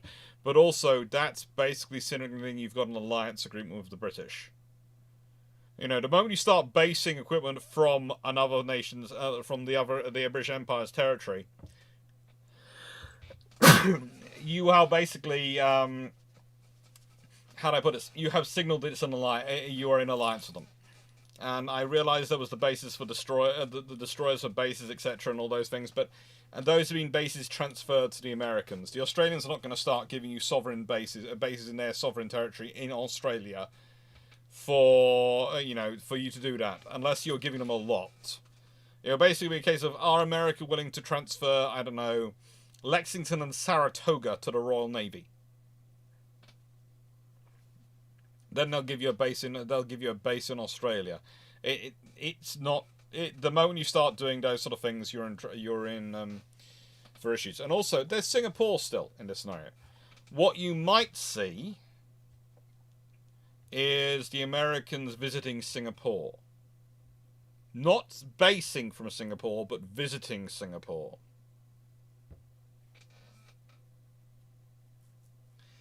My good, dog-proof chair rates below Princess Bride in the funding order. No, Princess Bride is one of the things that, basically, if you fund gets to this point. Dog-proof chair comes on the side of what I spend the money for. And that comes below... in terms of things that I'm looking forward to, that I would like to fund, it would be the kitchen and the bathroom. The list goes down, but there's kitchen and bathroom, and then I think chair and those things come underneath there. Because basically, if I could get my kitchen done in here or my bathroom upstairs, especially, then I'd be really, really happy because I wouldn't have to keep going up and down the stairs at night, and I would actually have a bathroom up there. And when I say keep going up and down the stairs at night, it's if I want a glass of water, if I want anything. I have to go down the stair, up and down the stairs. Just like to save myself the trouble. And risk waking up the dog, so I have to be quite quiet about it. More calyxes, definitely more calyxes. Lots more calyxes to come. Always space for more calyxes, aren't there, Raleigh? Always space for more calyxes. About the IJ mini sub-attackers, can they be stopped? In theory, at this point, they still could be stopped. In theory, at this point, they could still be stopped. But it's going to be interesting, but the Japanese, in theory, could do it.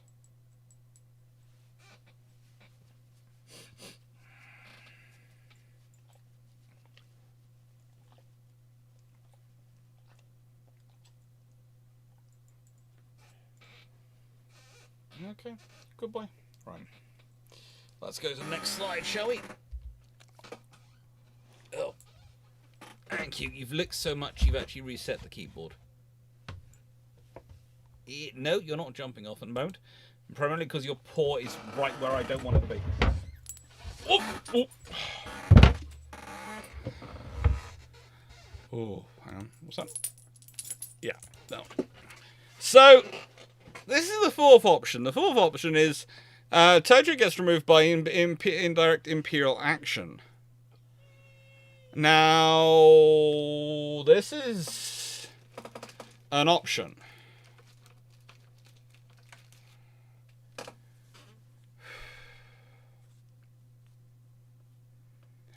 You see, the thing is, Hirohito at this point would kind of find his hand forced, because it's either he lets Tojo get away with it and lets the war happen, in which case there is no denial he's basically allowed it to happen if Tojo tries to push him, or he uses the thing of the fleet's been discovered, withdraw.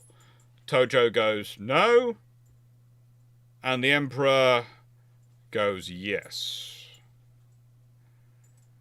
Now the thing is, then the system which the various commanders people have created rather becomes a problem, because Japan doesn't have political parties anymore. They have an organization which supports imperial rule. So they turn into a one-party state, and that one party technically seems to claim that Tojo should have more, that Hirohito should have more power. Hirohito is, of course, not just a reigning emperor, but a spiritual leader in many of their eyes. Combine this with people like Mitsumasa Yonai and other genro, for want of a better phrase, and please look at earlier videos for discussion of genro, you could be in for a very interesting situation. If Hirohito does push this,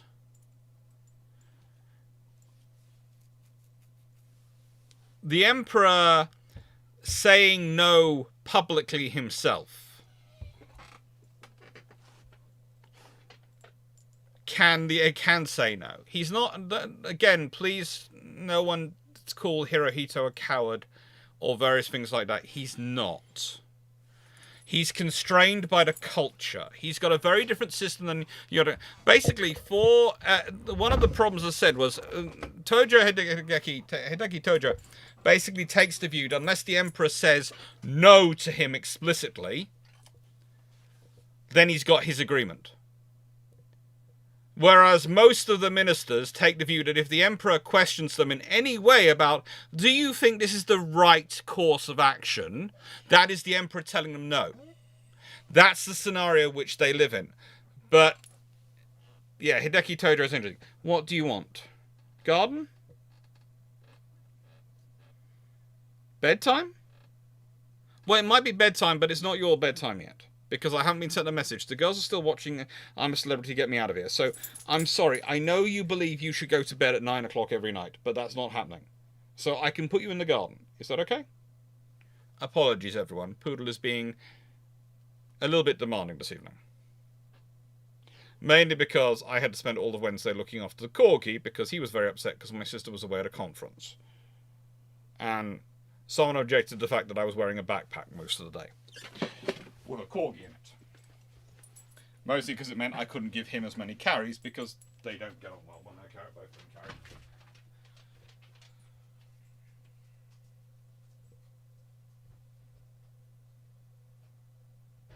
Go away.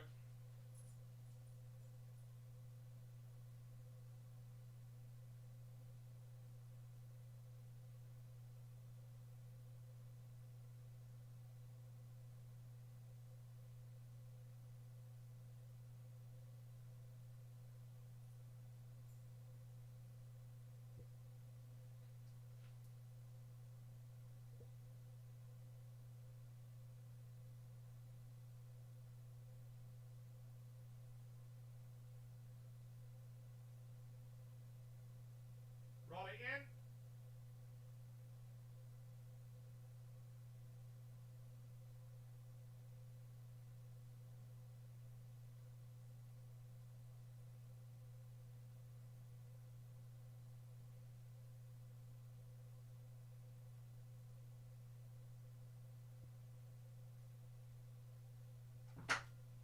Karen, can you come watch Rolly with me? He's running around waiting to try and take me to the poo and I'm still live.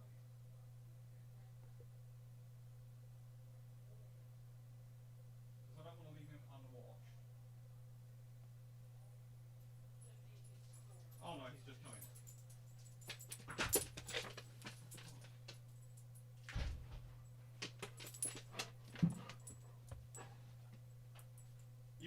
You were about to get Sissy watching you rather than me, and you came straight in at that point. I don't know. Taking your sweet time up to them. Apologies for that, everyone. Apologies.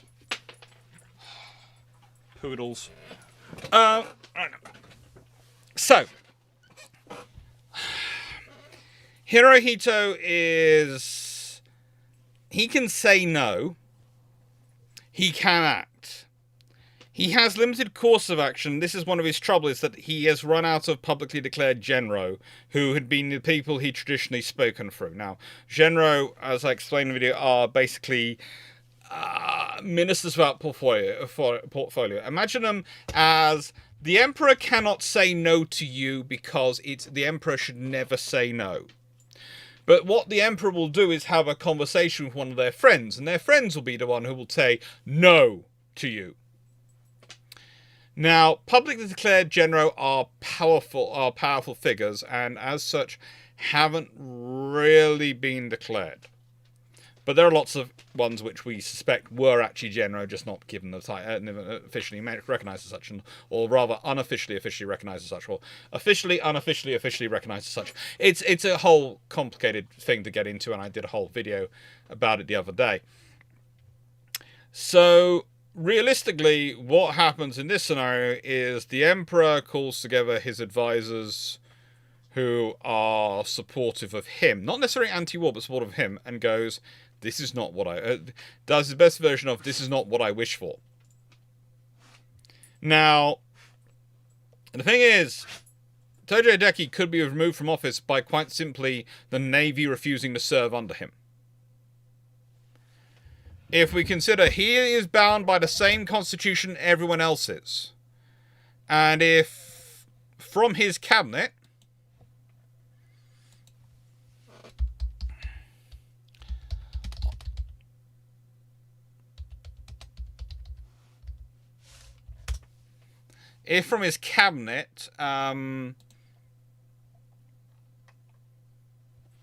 well, there are options for who would withdraw. But let's say, but the naval minister is the easiest way to get rid of him. If Shigetaro Shimada, the navy minister, withdraws and literally just goes, "I withdraw." If he can't get another naval officer to serve in his cabinet, he has to resign. He has to. That's his thing. So it's kind of easy to get rid of him.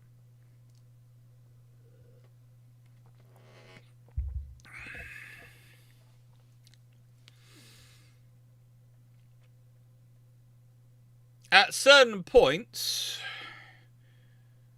Hideki Tojo is his own Minister of Home Affairs, Minister of Army, and Minister of Education, and a few other things. But, yeah.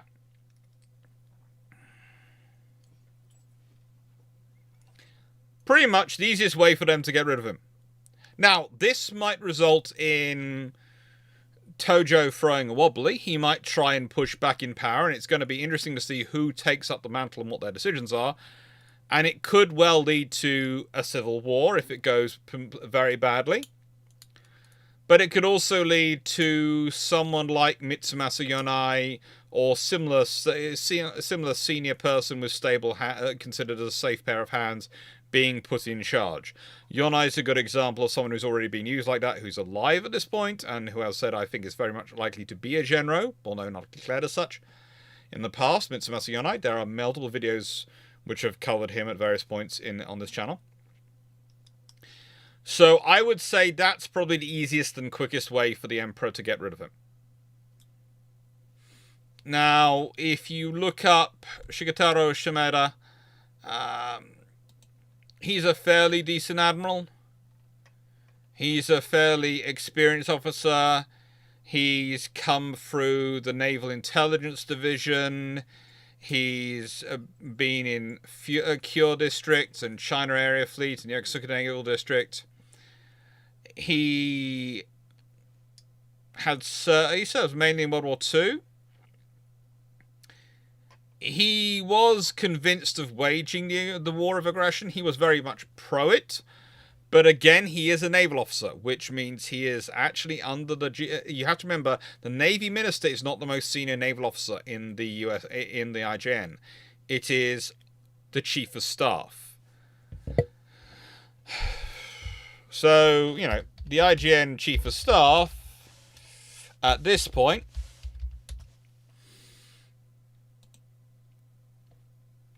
is a pretty senior gentleman and a pretty capable officer. We're talking, of course, about Admiral Nagumo Asami. And, yeah, I've done a video about him.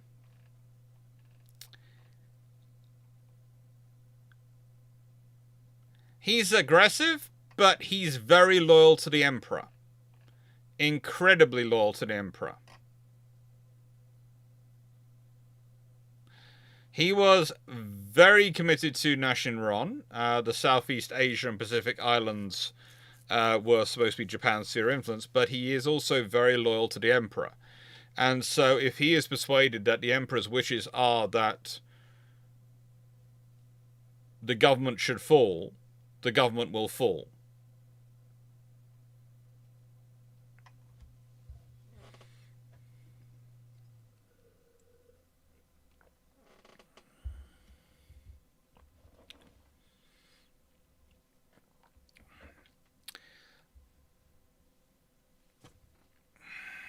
Hello, Counterface. How's it going?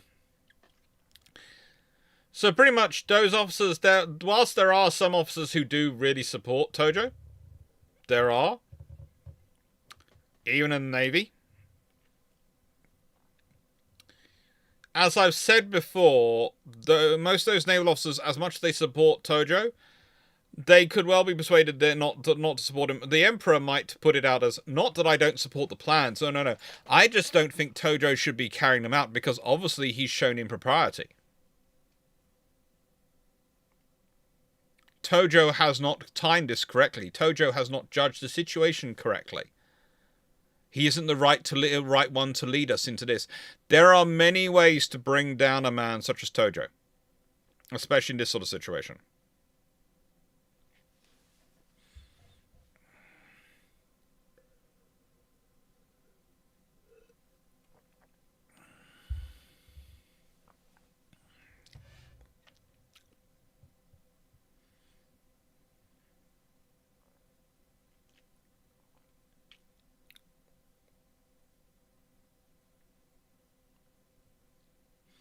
And yes, there might be attempted coup. There may be an attempted coup, but the loyalists will probably put that down. As was shown historically, whilst as strong as the people who were loyal to Tojo were, as strong as a lot of others were,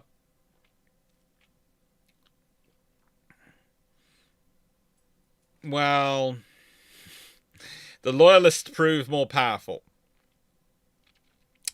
The Loyalists, you have to remember also, the other problem for any faction trying to overthrow the Emperor is, whilst there are lots of factions which might consider it, none of them want the other factions to succeed in doing it. So you don't just have the Loyalists to contend with, you have all the other factions who are contending to be the ones to overthrow the Emperor and put their own people in charge. Or rather, they never want to overthrow the Emperor. They want to overthrow his advisors, so they can replace him with people who will give him good advice. Remember, the advisors are the ones who speak for the Emperor, because the Emperor can't say no. The Emperor can only offer wisdom and reign. They cannot rule in the Japanese system.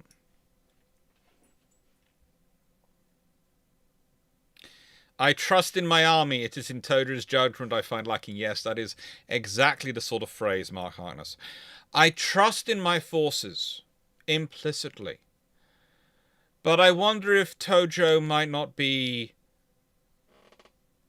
improper in it. I do not feel Tojo's sense of timing is correct. I feel he has not properly prepared the nation for this, or he seems to have fumbled this particular play badly. My good, you might want to throw over an Emperor. You don't want to seem to be the one overthrowing him. No, exactly. There are lots of issues here. Let's put it this way. The first thing you learn when you start studying Japan in this period, and I will quote, I'm not quoting Leslie Mitchell on this, but he is the one who has been most inspired by our conversations to go off and do the most research into Japan. He already knew a lot. Is that there are factions, in factions, on factions, in factions, on factions, and about factions. There are so many divisions between so many different groups. There is no such thing as any united force. And therefore, that means that it's all about coalition building. And Hideki Tojo's coalition is not as strong as he might like you to believe. He might yes.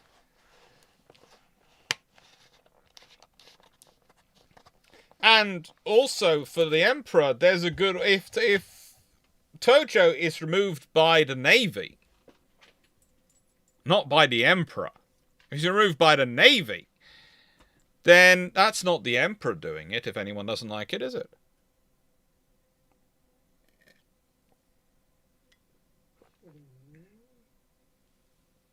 Quite right, Raleigh.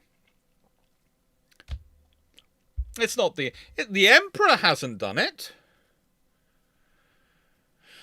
Tojo would use his blade on himself for the failure and embarrassment, potentially, but you have to remember Tojo has quite a strong ego, so he has to be persuaded of the various things he does post World War II. Although, please note, it is Mitsumasa Yonai who seems to persuade them all of what they need to do. As far as it seems. There is a whole interesting history about that, but we'll leave that to one side.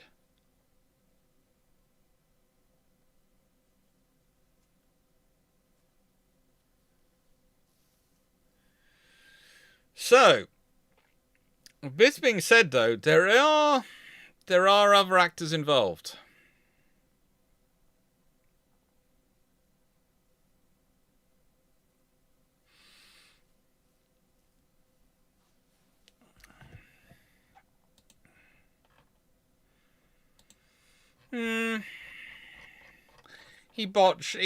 Tojo botched many things.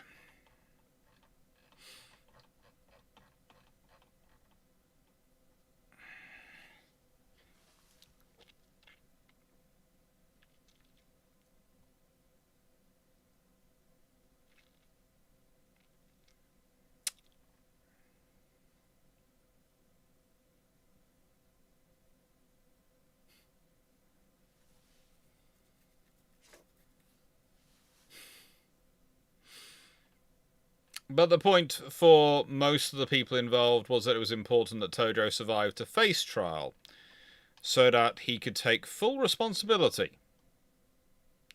Full responsibility.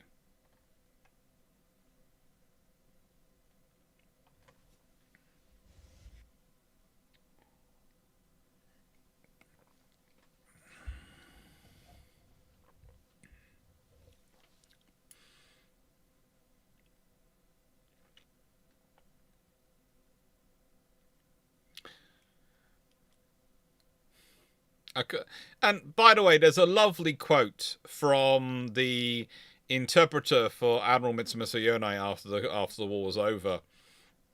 Shuichi Misota, who was the interpreter, said that Brigadier General Bonner-Fellows of the U.S. Army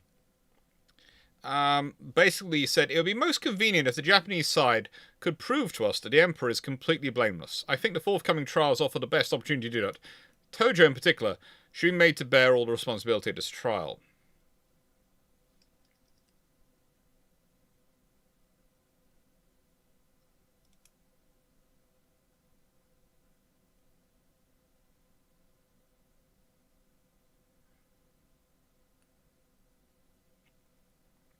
There are lots of people who do this, but also there's the fact that, honestly, I would argue that if we look back even before the war, etc., Tojo's attitude to the Emperor, whilst the Emperor does have ultimate authority and ultimate power, that only works in a scenario where his ministers are informing him accurately, and as I discussed in a couple of videos recently, he has a track record of ministers not telling him what's going on.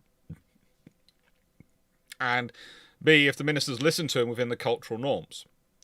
And he has to speak outside the cultural norms. And one of the troubles for Hirohito is he becomes emperor quite early on, with the lesson of his father, who has a mysterious illness when he tries to reform things and improve things.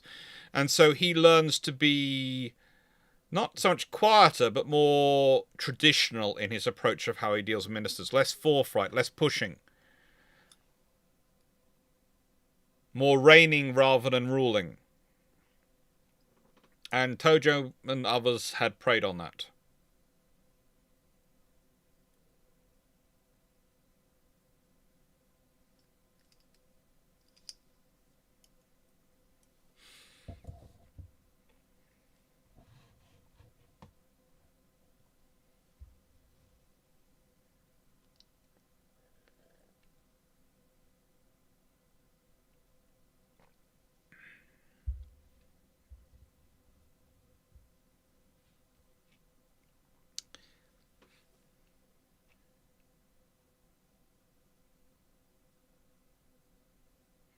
Oh, yeah, that could be all sorts of things.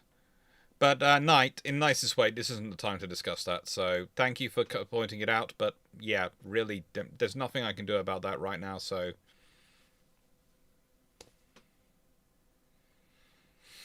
yeah.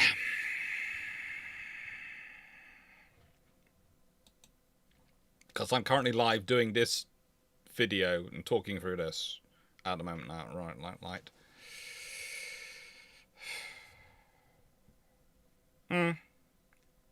There are lots of interesting actions. Niso and Sodoraki are interesting actors in the background behind Tojo. Yeah, there are lots of interesting ones wandering along, and there are lots of people who are of causing this problems. But there are interesting factors beyond this, because there are other complications in the room, namely these two.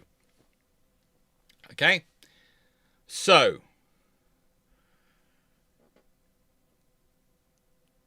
there are no ships really in position for Churchill to do anything with. But he can make some pretty far announcements, and as can Hitler. And in both these scenarios, things can be complicated by them quite dramatically. For example, Hitler might take the sighting of the fleet as, I must immediately declare war on America to back up Japan, because they're going to declare war, for waiting for any confirmation. And before any of you think that's unlikely, this is Adolf Hitler we're talking about. This is the man who decided to invade the Soviet Union because the war would be over quickly. So, yeah, he's currently fighting, when he was already fighting wars in, war in North Africa, a land war, and he had a whole sort of air and sea war going on against Britain in Northern Europe. He takes on even more, he's fighting in all sorts of parts, and he decides to add the Soviet Union to his invasion plans.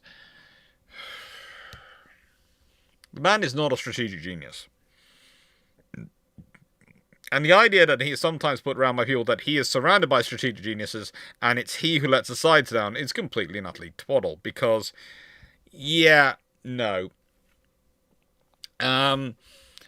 Keep putting the blame on your commanding officer, no matter what kind of lack of brain cells he has, doesn't really help. Because he comes up with the operations, you the one who present him the plans. And as anyone who's ever watched an episode of Yes Minister will be able to tell you, there are ways of presenting plans so that even idiots know they shouldn't do them.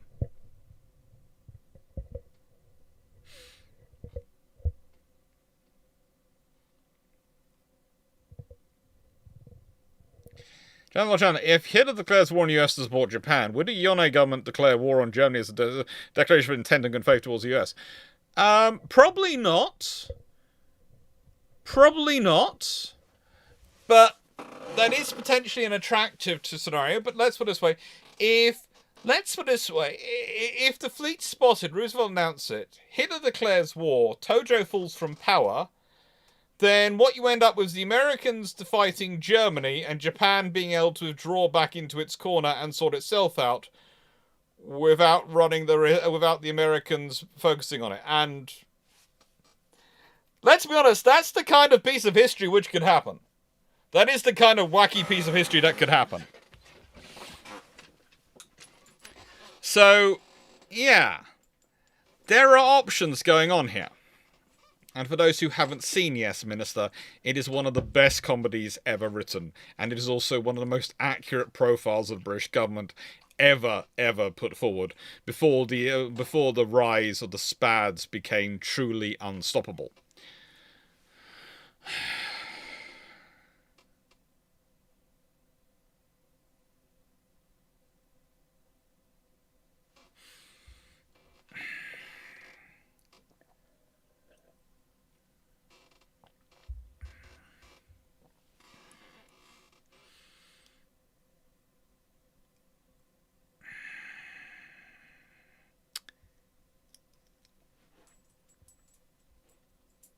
He either does that or he declares the Chinese are the true Aryans of Asia. Yeah, if Hitler decides to back the Chinese under this scenario and go full supporting of the Republic of China, that actually might cause trouble in other ways, but we'll leave that to one side. Now, in many ways, the more complicating one for everyone is actually this guy. Because whilst I don't think he would jump the gun and declare war on Japan solo, he is also not above derailing other operational plans because he suddenly thinks he needs to reinforce things. And the thing is, the way this is going to be found, not with the horror of the strike, but with the horror of, we found them heading that way, he might think there's something we can do to act. He might even try flying off reconnaissance, order a cruiser in the Pacific to try and get into a position to be spotting. There are all sorts of options which Churchill might try and go for. All sorts of issues which Churchill might go for. And I'm using Churchill in many ways as a proxy for the whole empire, because there's going to be the Australian government screaming out at this point, going, we need extra support, we need extra defences, look at how militant the Japanese are, they're going to attack the Americans, we need reinforcements in Singapore, we need reinforcements in Singapore. There's going to be all sorts of things going on. So yes. There's also the possibility that he decides to make a show of force and orders the Mediterranean fleet to go into the Indian Ocean. Could quite literally do that. Decide, you know what, I'm going to order the Mediterranean fleet have to go into the Indian Ocean as a demonstration of British commitment to the Far East. So, yeah. Good idea, fairies. Could be many of them. He's going to send extremely stern and strongly worded letter to Tokyo. I wish Churchill would stop with the stern and strongly worded letters Seriously, if he just stopped with those, it would save me a lot of trouble from history, because he's actually often, some of his ideas are very good, and some of his work is very good, and he's often a leader you need. Mark Friend, so Italy takes Malta. No. Moving the Mediterranean fleet heading into the Indian Ocean for demonstration is not going to suddenly make Italy be able to take Malta. The geography of Malta does it for the Italians. It really does. It means a parachute assault is next to impossible, and an amphibious landing. There are 2 very small beaches. Good luck. One of the most densely garrisoned spaces in the entire of Europe. Good luck. It's really not go and have. We've done this on this channel before. Please go look at a Google Maps video image of Malta. Taking Malta is not a good one or an easy one.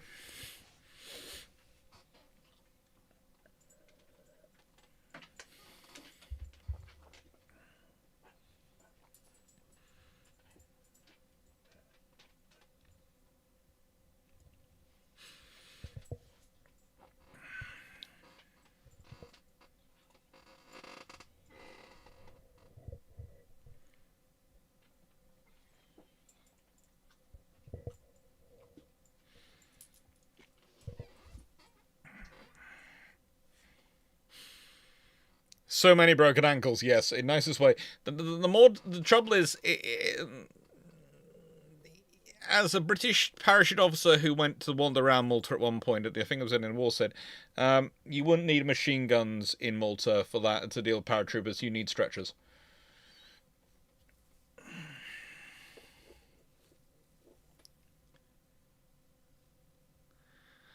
Verdun, the officers at the Crete weren't incompetent. They just insisted on keep changing each other's plans every time they got there.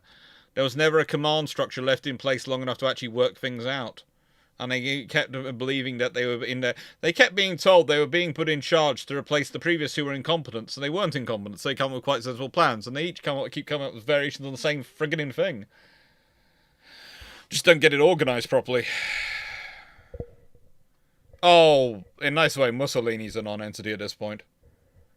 He's a non-entity for most of World War II, but at this point he's definitely a non-entity. My friend, no, they do quite well in they do most of the fighting in North Africa, and also you can't withdraw them from North Africa to use them on Malta. It's just not happening.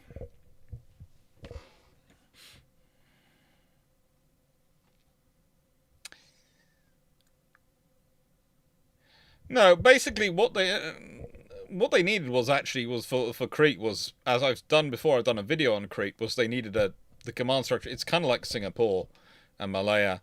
You need a command structure which is in place long enough to actually implement things, and you need a command structure which is worthy of being called a command structure, not something which had been chucked in place because, well, arguably, it was chucked in place because someone, and I'm not naming who, didn't like the concept of a Royal Marines general being in charge of army forces because they felt an army officer would be better understanding about how to fight land war.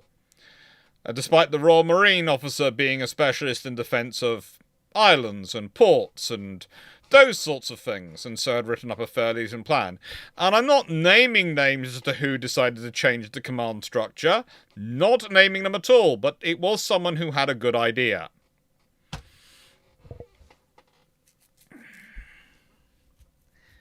I'm not sure when they get around to teaming up, but I do know we've got to the summary, and the point at which I'll start asking for questions in a little bit, because, yeah, as I normally time these things to get to roughly 2.5 hours and then half an hour for questions, and then I go on to Discord. So, summary. Well, Pearl Harbour is a rather interesting place. It's got a lot of options there. And it's got a lot of spaces which can be utilised. And it's got a lot of spaces which can be taken advantage of. It's also quite easy to get out of if you aren't being attacked at the same time. So they could get the fleet out of there quite quickly if they wanted to.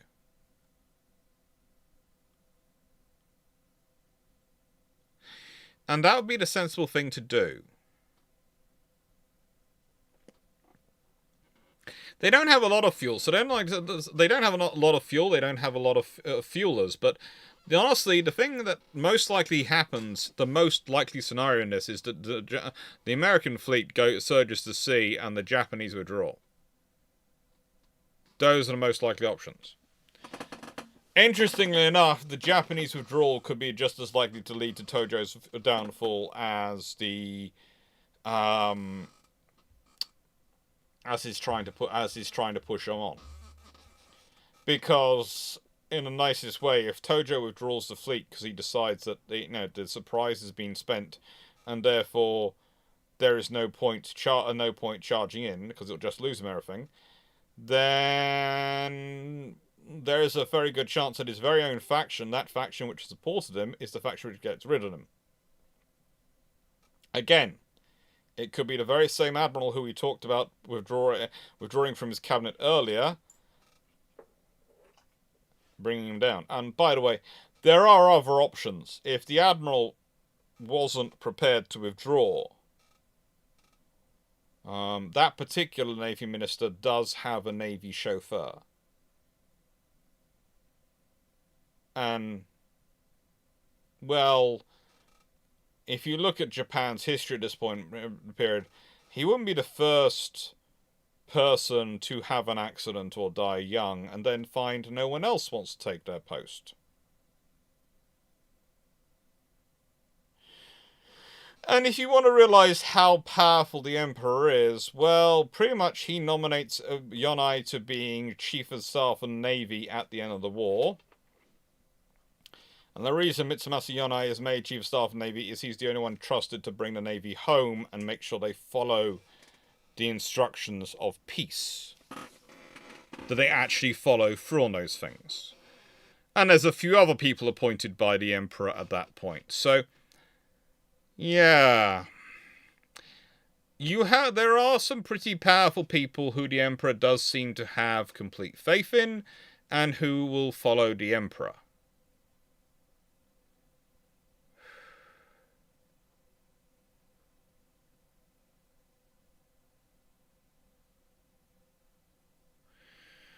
My friend, does sound like Tojo's job was micromanaging, putting out a lot of fires. Yeah, that it pretty much is. In a nice way, being Prime Minister of Japan is... it's basically primus inter pares of a many-headed... of a hydra. There are lots of other heads all wanting to be in charge, and you're technically the one in charge at that time, but you always have to remember that one of the others might organise the arms to lop you off. And when one goes down, many more appear.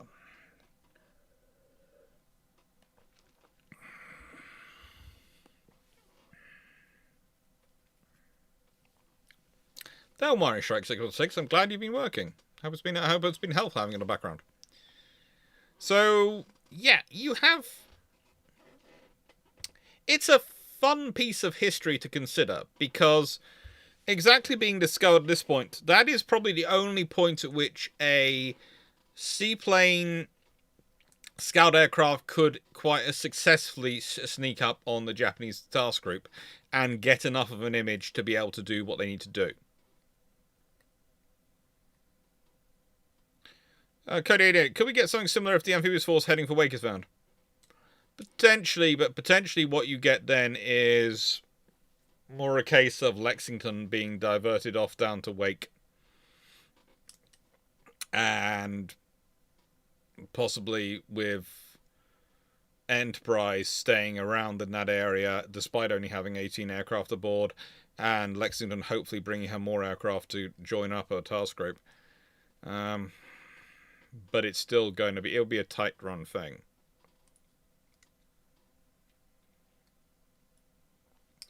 Be a very tight run thing.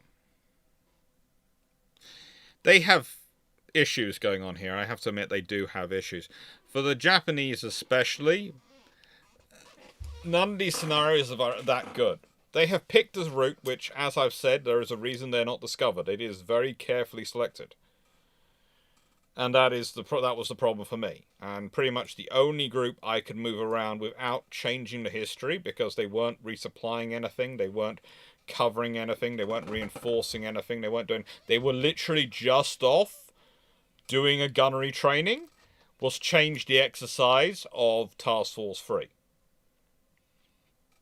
That also shows you how overcommitted the American forces were in the scenario. The Americans didn't have enough forces to be where they needed to be. Let's be honest, the world at this point they definitely were. Whilst on paper, they and the Royal Navy were equal, thanks to both the build-up for war and the fact that the United States Congress had consistently minimized U.S. naval funding. The U.S. Navy was the second largest navy in the world. At that point, though, they still are not big enough to be able to have a decent patrol going in the Pacific and be able to protect all angles. They don't have enough patrol aircraft. They don't have enough bases. Again, the treaties don't limit the number of seaplane tenders and carriers you can have to support. They don't limit the number of seaplanes you can have. They don't limit the number. So all the PBYs, etc. The Americans could have had double, triple, quadruple the number of patrol aircraft. And considering their various War Plan Orange, etc., which is always a great one to point to for people, and I have it right here underneath Tom Clancy. War Plan Orange, and the sheer amount of aircraft they do need in at various points at the various stages of plans for patrol, for visibility, for scouting, you'd expect them to have a lot more. You really would. But they don't.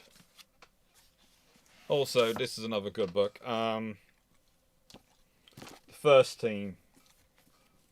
Pacific Naval Air Combat from Pearl Harbour to Midway by John B. Lundstrom. It's a very, very good book. Just saying while I'm here.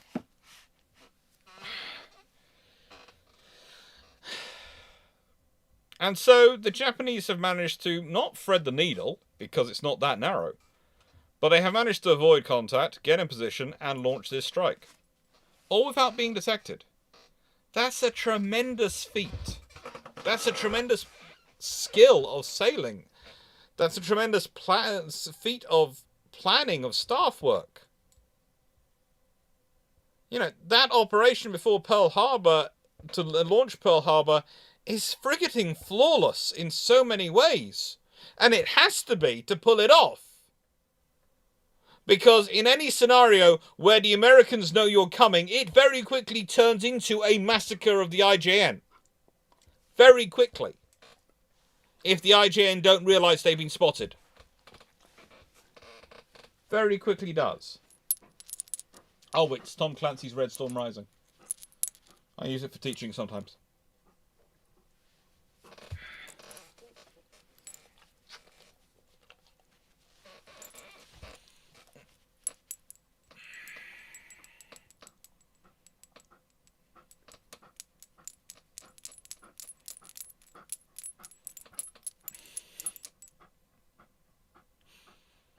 Destroyers on oilers and tenders, oh my. Well, no. Destroyers are limited in cumulative strength by the First London Naval Treaty. The Second London Naval Treaty, of course, removes all cumulative limits. And then, of course, the Americans do exercise the escalator clause. So, yeah, they have plenty of options in it. And yes, I do have... I think I just said I use Red Storm Rising for teaching. I think I did. Oh, thank you. Hello. Also, if the Army Air Force maybe gets some B-17 variant designed as a long-range patrol boat, could have happened. It could have happened, but the Army didn't. So, yeah. Earlier. Yeah, earlier. What? General of Congress. What? Congress didn't fund the Navy. What were they thinking? We almost got... Yeah... The politicians, let me put it this way, they would fund the Navy, but they would fund weird parts of the Navy if they wanted to. They were always arguing over what... It's kind of like today, where you get politicians going, oh, there's shiny new technology which will save money. I want to pour money into this at expense of funding of the current stuff. When will it save money? Well, it'll be available in about 25 years. So we're going to have about 20 years of not having any equipment. Yeah, but in 20 years, we're going to have this excellent piece of kit. And about 15 to 10 years down the road, someone goes, no, that kit's going to be naff. We're going to cancel that program. There are no limits. There are some limits on auxiliaries, which landing ships are included under, but they're not massive. They're really not massive. Just remember, HMS Unicorn was a forward aviation support ship and therefore technically an auxiliary, so she didn't count towards any aircraft carrier tonnage limitations. 9681. Basically, what would have happened if as a lane version of Pearl Harbour in Crimson Echoes? Pretty much, I would say that's more of a question for Dragon and especially for Foxo on Random Ramblings on Fleet's channels, not really my channel stuff.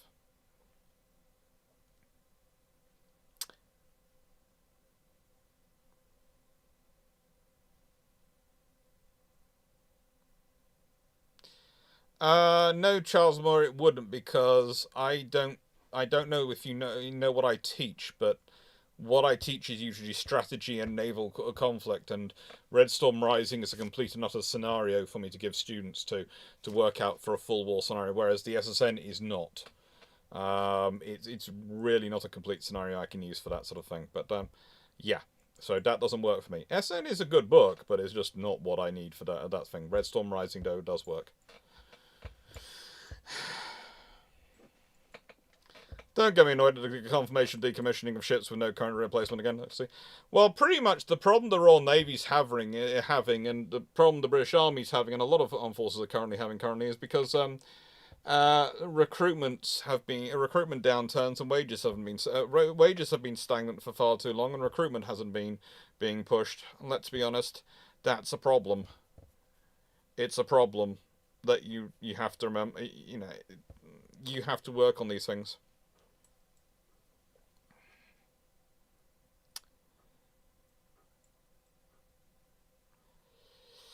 You have to invest in them. So, well, I think we've reached the question time period. I will say before we get into too much questions, it's because I'll find one of the better pictures to put up questions. What we've got coming? Next week we have on Tuesday, there'll be a video released on the YouTube channel, which is Conception, Operation, and Conclusion of the Queen Elizabeth class. And as you all know, and as I've said before, what I do over Christmas is I am committing to definitely doing one video a day. I know I normally do a comment response video and either a long patrol or live every single day over a Christmas period, but I'm still getting over pneumonia, so I'm going to try and do the shorts and these videos. I'm not sure if I'm going to get the comment response videos done as well. But, yeah, Monday, Chattanooga campaign comes out on YouTube, but basically what I do over Christmas period, because of the various... Thank you, Richard Varsava. Because of the fact that... let me start from the beginning. Okay, so a few years ago, I lost a friend. I'm not going to go into more details than that. They were in a dark part. A few of my friends were together at a time later on, basically talking about our friend. And a video came on, which basically, it was a comedian, a well-known one in the UK, called Jimmy Carr. And he was talking about how he'd been told by someone who had been deciding to shorten their life, that they were alive because of him. And they were alive because they put on YouTube and watched his videos while waiting for everyone else in their family to go to bed. And they got so distracted watching his videos and keep watching the next one and watching the next one that they didn't realise it got to morning and they were still alive and the family woke up, and that's when they decided not to do that again. To not do that. And that's the point. I don't know if my videos will ever help anyone like that. I don't know if my videos will be helpful to anyone like that. But it's a little thing I can do. And so my friends and I all, without admitting who each other is, because we're all vastly different on YouTube and various other things we do, make sure we fill the Christmas period with as many videos as possible, because this is the highest risk point of year. I run it from 25th of January to about the 25th of November to roughly the 20th of January. You'll notice that this one starts off, technically you could argue, Saturday. You could argue that the constant videos have actually started yesterday, because if I'm not mistaken, actually probably should have started Tuesday, because I think there's been a video. It was a video Tuesday night on my channel. There was a video Wednesday night on my channel, I think. A video Thursday night, tonight. There's a video tomorrow night. And then Saturday and Sunday I have the thing. So you could say I've already been going for a little bit while. But yeah, this is what I've got coming up. I'm trying to organise 2 historians. There's a reason I have none scheduled for next week, because I'm hoping to get some of the recordings done next week for 2 historians, and then slowly more as time goes on. I've got 8 slots currently dedicated for that. And yeah. Melanie, linguistics. But yeah, it's a fun. It's what I do, and there's going to be some fun stuff over the period. I'm looking forward, especially to sort of things like the Battle of Ely and the Battle of Barents Sea. Some of the lives on the Thursdays are going to be fun. 25th of December, as you can see, currently, by my count, is a Wednesday, which is going to be 2 historians. And there's going to be 2 more episodes of So You Want to Build an Aircraft Carrier. And we also have some starting off of the Tuesday videos for next year, the Year of Leadership. We've got Admiral William de Leibon and David Farragut. They're fun to look up. And yeah,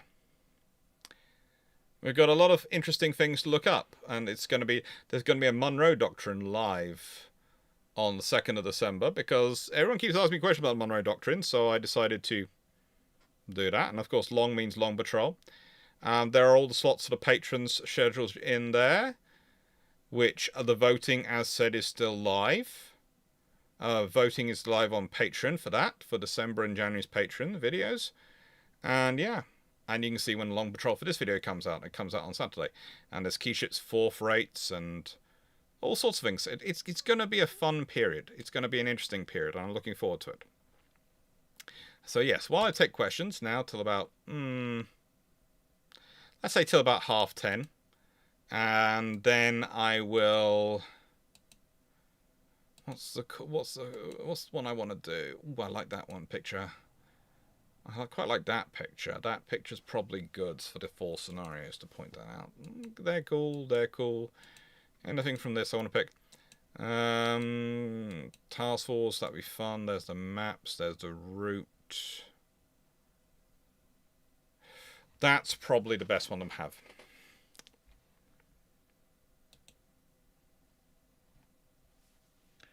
But yeah, so it's topics, it's questions on this topic for about the next half hour if you have them, and yeah, it should be fun.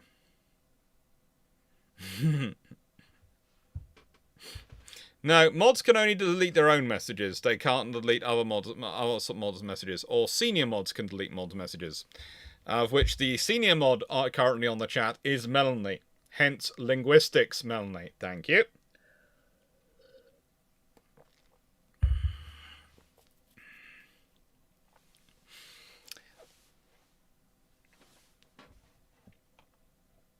Yeah, please note, Dragon and Foxo love it when you ask those questions, because it does make things fun for Fleet.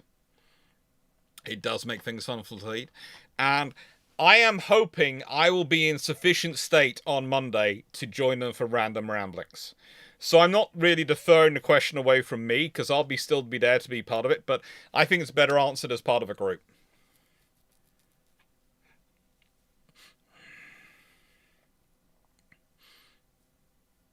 It is President Monroe's doctrine, because actually it's the anniversary of him declaring the doctrine.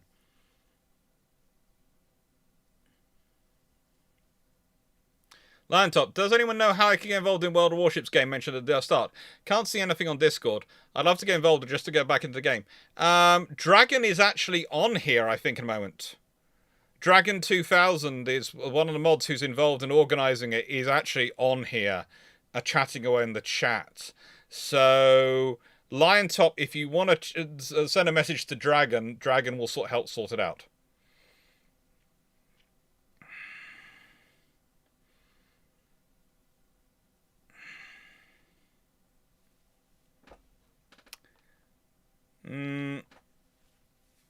Charles Miller, bread and circus is suicide prevention as well, distracting masses. I would never call myself bread and circuses. I don't think I'm that entertaining to be called a circus. But look, if for me it's a serious thing, because as I said, it's my little way of trying to be somewhat helpful. I'm not sure if it works. I said I don't know. I would never inquire as to that, and I would never expect to be told anything like that. And I'm honestly happy if no one ever needs that, so it never does get used that way. But if it does, if it is helpful in any way, shape, or form, then that's got to be good for the world, isn't it?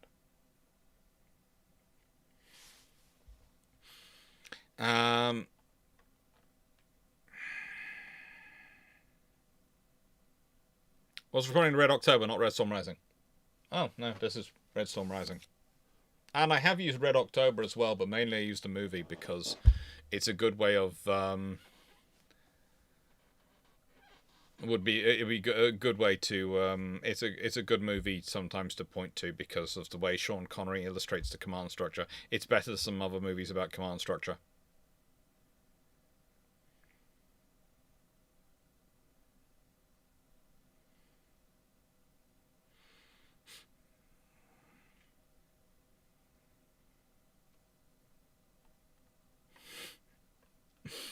Yeah, there's also fun that I think Fleet will not be doing. I don't think there's going to be a ramblings tomorrow on Fleet's channel. There might be, but it might be delayed from normal. And Drake, you and Drake got me through taking care of my parents in their latter days. Trying to organise a history study now as well. I'm glad we were helpful.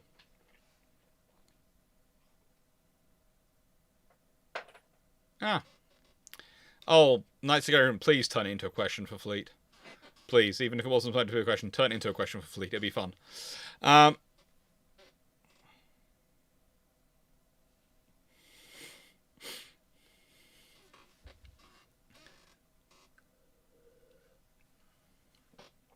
Learning channel. Why do you keep using the... I'm not sure I'm keen on that phraseology. So what would the US Pentagon be to attack the IJN look like? Have a look at the Tokyo raid. At the Doolittle raid map and the route the Doolittle forces take. You'll find it's not so dissimilar.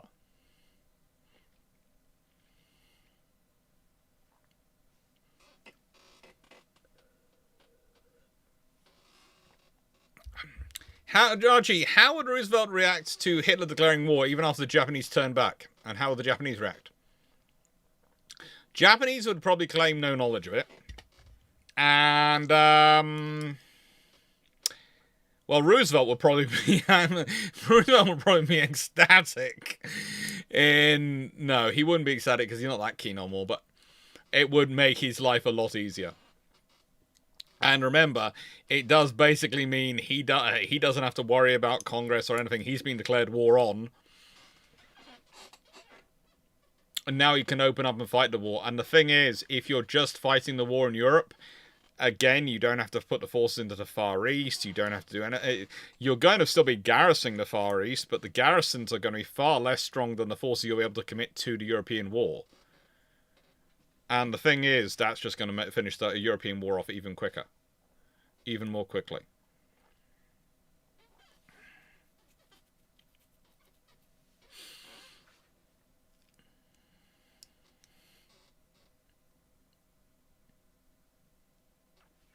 Bijan, has someone hurt you deeply to say, Hosh is a goddess of worship followed by the burn?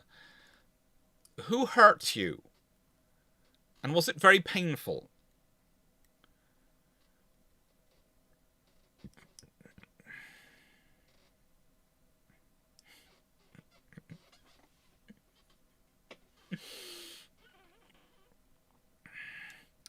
And Black Master, question. So this scenario could have been even more possible if the US built more cruisers and destroyers after the treaty escalation clause was activated.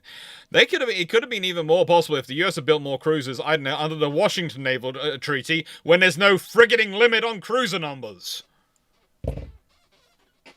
As I've said before, if they'd used those 8-inch guns instead of sticking them on Lexington and Saratoga and built a couple of extra 8-inch cruisers as their escorts, they'd have been in a far better position. They'd have had carriers which could accommodate even more larger aircraft, and would have far less issues with top weight, and would not be lying about their weight figures, or rather skirting their weight figures massively. And they'd have another couple of cruisers, which could be useful. If they built more cruisers under the Washington Treaty, they'd have been in a far better position. A far, far better position. How do you rate the K-19 Widowmaker film?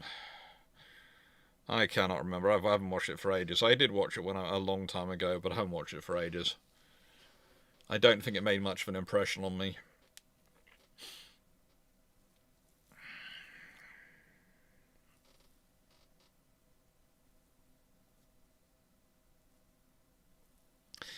Steve Rufford, what happens if the Japanese suffer a mechanical malfunction en route, say a carrier stripping a turbine?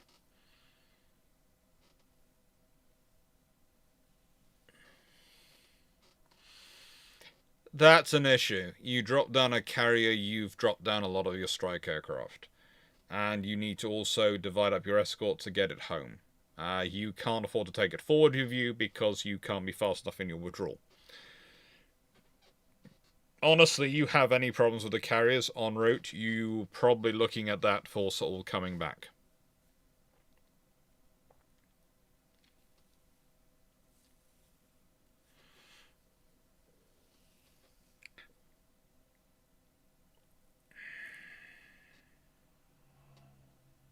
Mamas, what if in the escalation clause there was a 4K to 6K tonnage increase for heavy cruiser size? Maybe that's helpful, but honestly, most people are just churning out the ships they've already got designed. One of the problems you always have to remember is when you, like the Germans' experience, and this is the point we talk about with Bismarck and Tirpitz and the other things. If you have a design you're building and you evolve on it, great. You can you're building again. You're evolving on design, but using so many similar things you can be ordering en masse, and you can just keep churning through the parts in some ways. It becomes factory-like for ship construction. If you change your design wholly, let's say you go, well, we're going to make these cruisers now 16,000 tons.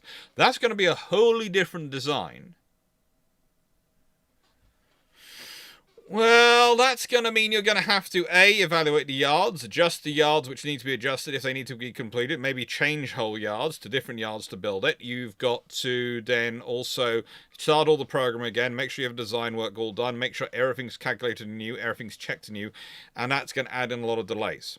So your efficiency sometimes lies in not changing things. You might be allowed to change it, but not changing. The good example of that is the King George V to the Lion class. The Lions are basically improved King George V's with 60-inch guns in terms of their designs. They are kept as close as they can be to the KGVs. And there is a reason for that. It's going to make them as quicker to build as possible, which is one of the reasons why when people turn around and go, there were all these technical issues with the Lions, I'm going, there's not. There really isn't. What the problem with the Lions is that people keep changing around what they want the design to be. But if they just kept building them, if there hadn't been the pause of capital ship and carrier construction, they'd have been built with no trouble at all. Everything was ready to go.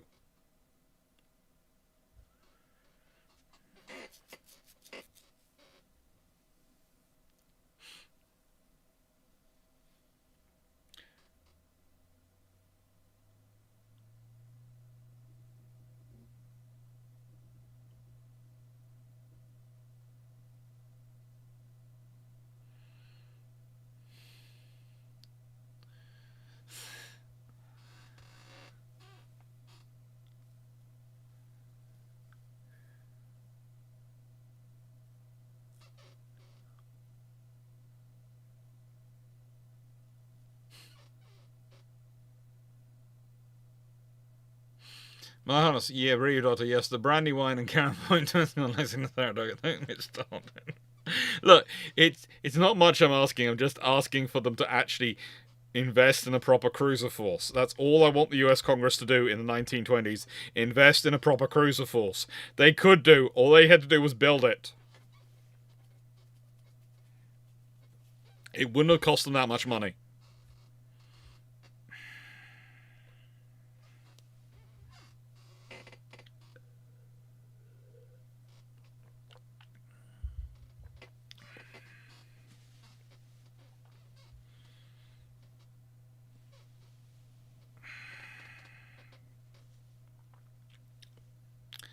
Cardoza, the Zoba. If the US built, can you just check? Am I pronouncing your surname correctly? Because it's Carl Zoba, isn't it? DZ, but Zoba.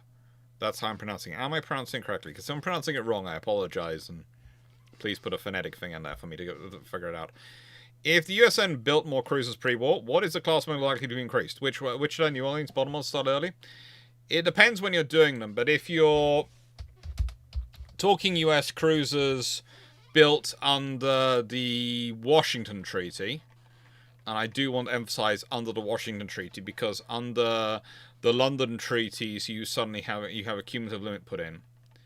So under the Washington Naval Treaty, the ones most likely to be built quickest and earliest, if you're building them, are going to be the Pensacola's.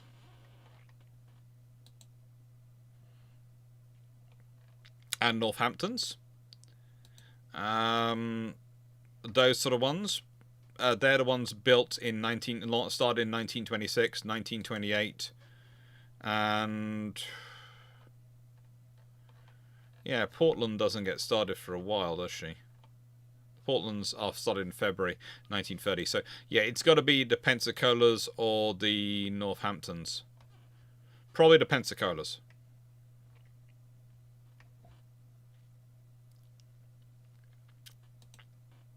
Not bad ships, not great ships, but I've done a whole video about them, and they have some advantages if you have enough numbers.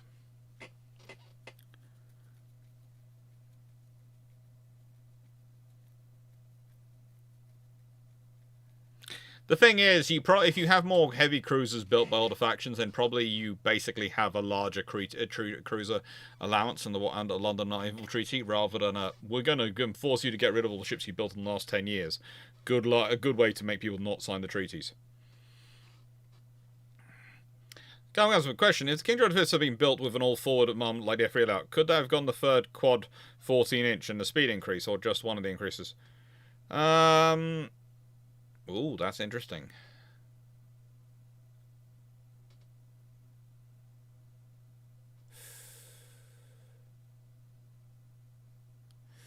They're already 28-knot ships. Okay, the King George V are already fast battleships, so if you're arranging like that with the power and 4 shafts and you're putting them all forward, I'm not sure if you can get the third quad. Can you? You might be able to get a third quad 14-inch, but it's going to be a fun scenario. But they would be an all-forward. It would be an all-forward design. So seeing as you got 28 knots, you don't really need a speed increase. 28 knots for a capital ship makes it a fast battleship. It doesn't make it the fastest battleship. It makes it fast enough to be able to cause people a problem. Joba. Carlo Joba. Thank you.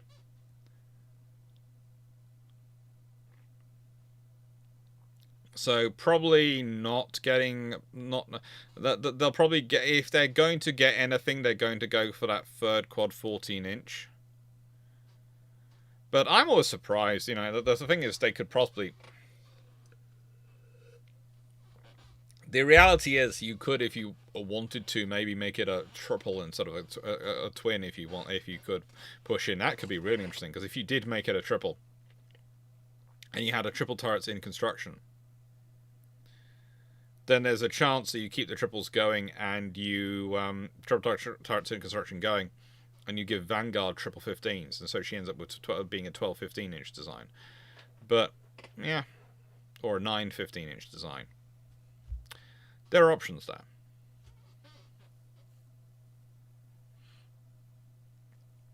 Oh, pretty much the best cruisers to facilitate this discovery were the Brooklyns, but they're started too late to really be changing their numbers up because they had the most aircraft. Because the Brooklyns are basically the equivalent of the American towns. They are in very, very many ways the American towns.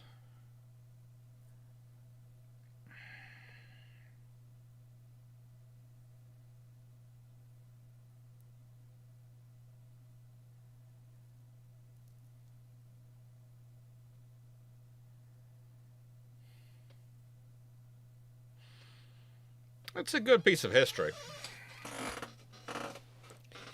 Well, the trouble is, in my experience, it seems to me like navies are too keen to try and be seen to be the friends of government, so offer them sacrifices before they're going to take them.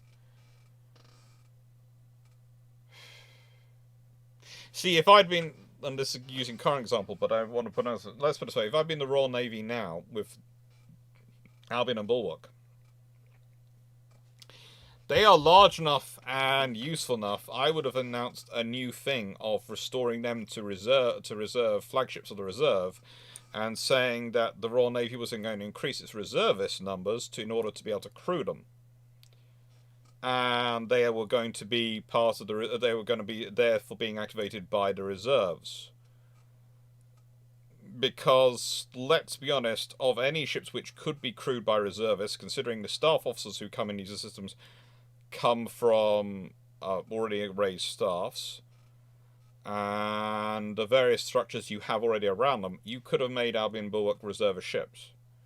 And yes, they require 1,600 crew to crew them both. But I think you could probably you could have probably increased the Royal Navy Reserve enough to be able to increase enough and found enough within the Royal Navy Reserve to find enough people to turn them into that.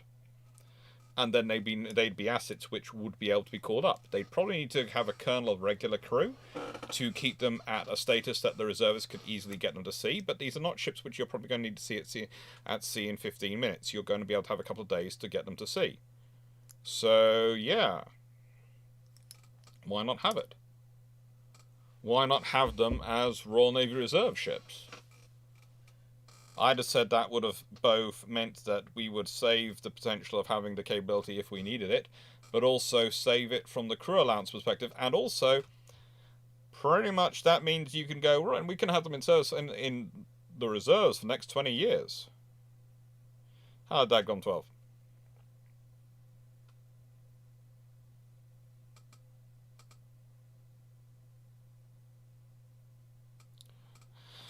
My friend, if you are the leader of China, Ho Chi Minh at this point, and if Japan,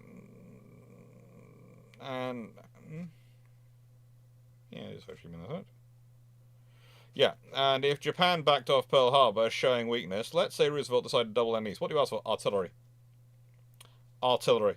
And fighter aircraft, but artillery mostly. Artillery. Tanks if I can get my hands on them, but artillery.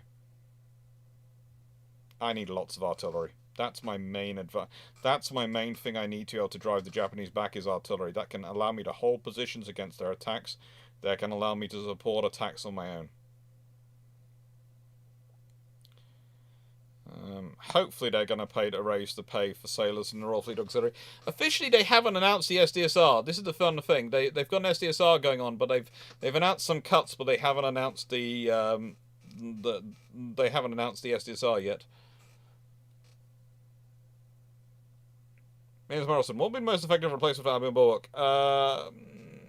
Trieste class LHD. A couple of them. Chiang Kai-shek, not Ho Chi Minh. Oh yeah, Ho Chi Minh's the other. Yeah, Ho Chi Minh is Vietnam. Chiang Kai-shek is the one. Yeah, sorry. That was a complete utter brain fart. I do apologise. Thank you, Mark Highness.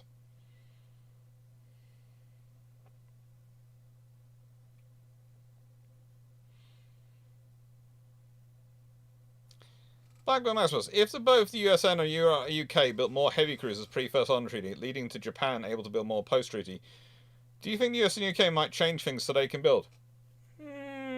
Probably, but honestly, the Royal Navy's going to be happier if they've got more cruisers. Let's put it this way. If, let's say, the Royal Navy gets an allocation of 400,000 tons for heavy cruisers and for 8-inch cruisers and 400,000 tons for 6-inch cruisers, they're going to be a very happy Navy.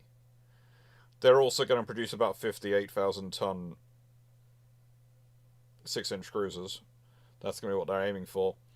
And they're going to be happy with having 40 8-inch cruisers. They worked out to have enough cruisers on enough stations they need at least 70 cruisers. So any figure which is over the 70 makes them happy. And that's 70 modern cruisers. You have to remember the Royal Navy plans on keeping overage cruisers in service even when they're no longer counted by the treaties. And overage cruisers are important for the Royal Navy in providing extra numbers. That's where their extra AA cruisers come from.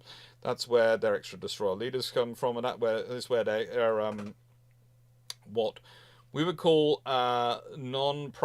probably their secondary and tertiary theatre vessels come. Some of their secondary theatre vessels come from, and a lot of their tertiary theatre vessels come from overage ships which no longer count towards the treaties. Dagdon 12. The Kido Butai is spotted by the USN. Do they shed intelligence to the US Royal Navy? Depends if their Roosevelt announces it or not. If Roosevelt doesn't announce it, then they probably don't. But that's going to depend on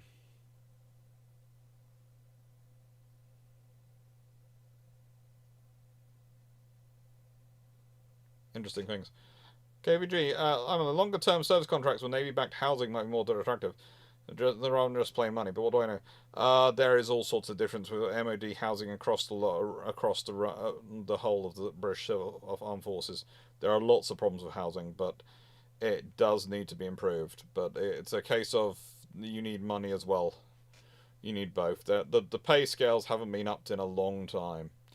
Honestly, you'd probably need.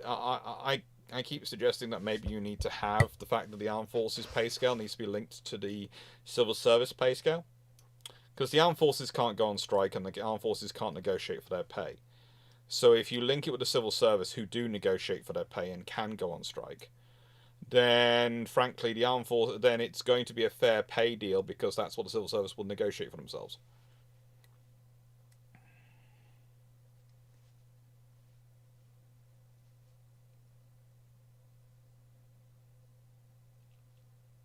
RG, what would be the most embarrassing way for the IJN to have been detected in this scenario? Oh, that would be a cruise liner going through, or something which does have a large radio, and is a civilian ship wandering straight through them, because that's a whole issue of how do they sort it out, and they've done everything they can to make sure they avoid those routes by a long, long distance. So if they managed to muck up that way, it would be massively embarrassing.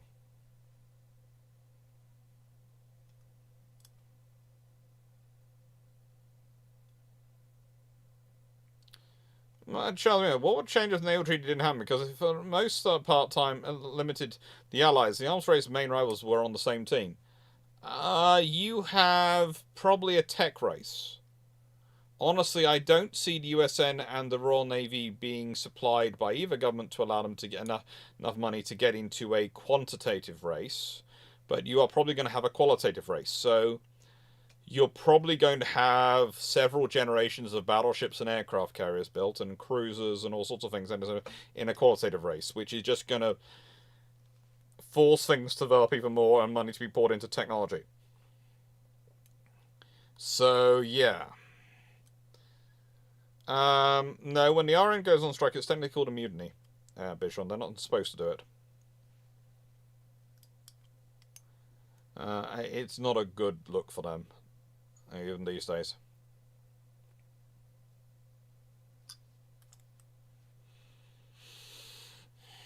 So basically, if you have no naval treaties, I think. Also, you have the fact that the US don't really want to put the money into the Navy, and they've lost a lot of the people who were supporting putting money in the Navy. So, yeah, they're not going to get massive funding for Navy, whereas the Royal Navy is probably going to get quite decent funding because of the way the British political system works. Not going to get oodles of money, but they're going to get some. So it would be a case of you would have the construction going on, and you'd have the tech going in. It wouldn't break either one's bank. It really wouldn't. There is also always some person who goes, well, the Royal Navy is building these battleships, they're going to go bankrupt. They're not. I do agree the government's probably not going to spend some money somewhere else if they're funding 4 battleships a year, or 4 battleships or 4 battle cruisers or whatever they're building. a year to be built over that over a 2-year period, as well as what else they're building. But it's not so much money in the scheme of government spending. It's going to be problematic, and when you consider the amount of employment it's going to create nationally and the infrastructure industry it's going to keep going, it might well be revenue neutral.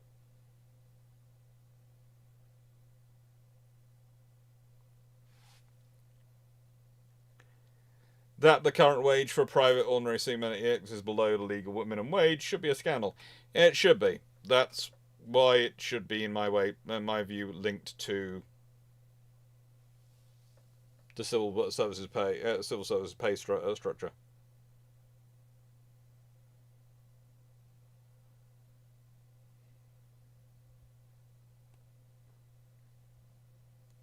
Yeah, UK does tend to do slightly better on its pay overall, but the trouble is, one of the problems with the armed forces is, I think, in many ways, a legacy of the end of the history, end of Cold War, peace dividend period, is I have this suspicion that basically the idea was if you left the pay structure for the armed forces weak, it would cause them to reduce in numbers naturally and reduce your costs naturally without you having to announce that you were not recruiting and you were cutting. So instead of cutting real terms, you can make announcements like, well, the army's already this many thousand under strength, and therefore the cut is actually not a cut. We're just cutting all the spaces which aren't already being filled.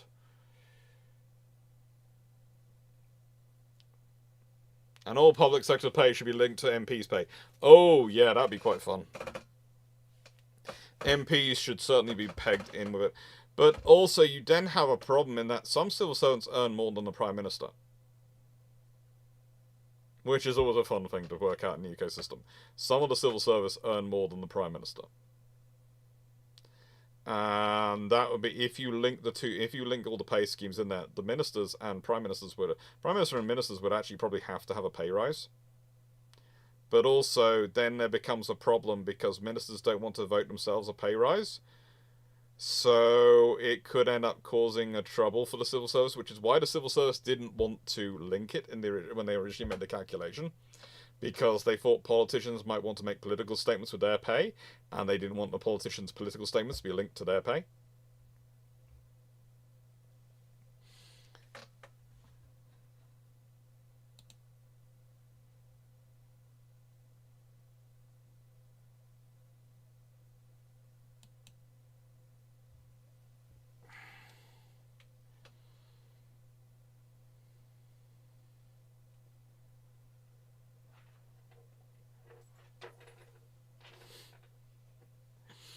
Yeah, yes, Minister's a good one.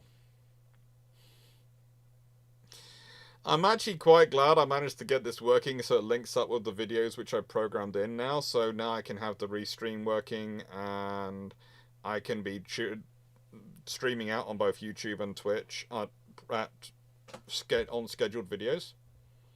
And I hope people have enjoyed them. I hope people have enjoyed it on Twitch as well as on YouTube. It's a bit different to be doing it on both, but I think it's quite good to do it on both.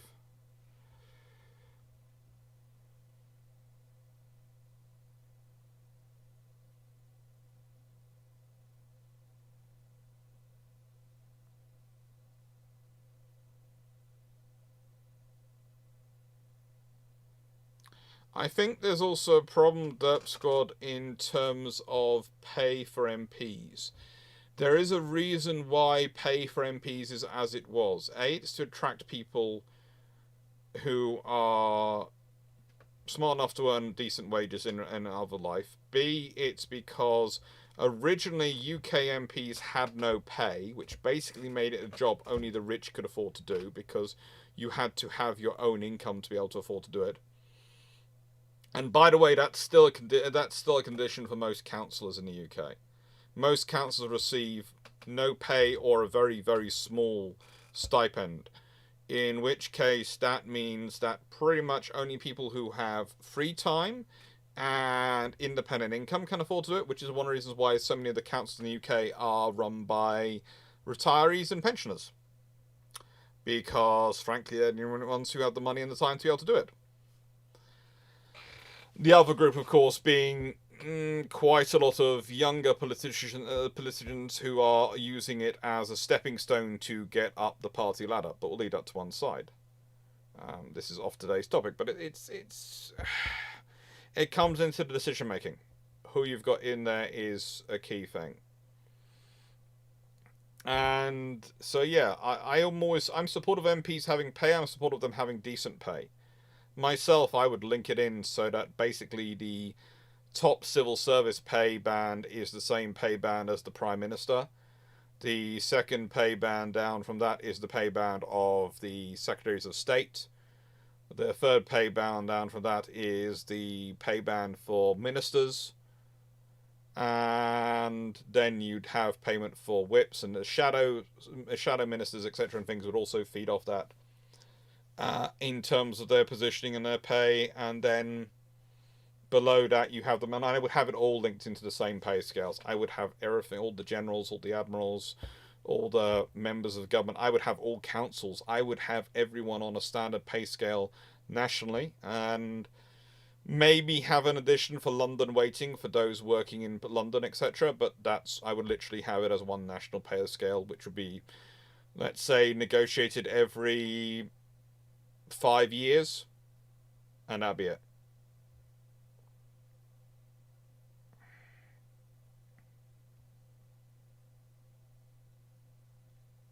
That's got the same as true of magistrates, which are also retirees of magistrates. Yeah.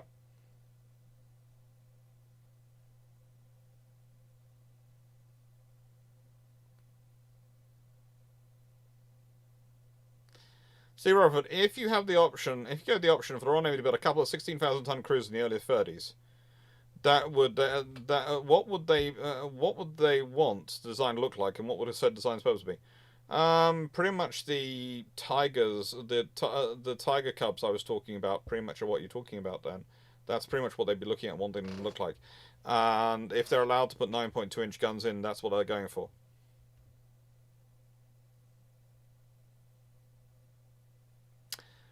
Nice again. World Warships has just announced that HMS Eskimo will be added, and HMS Vanguard was sold to Chile, and HMS Seal will be added. Fun.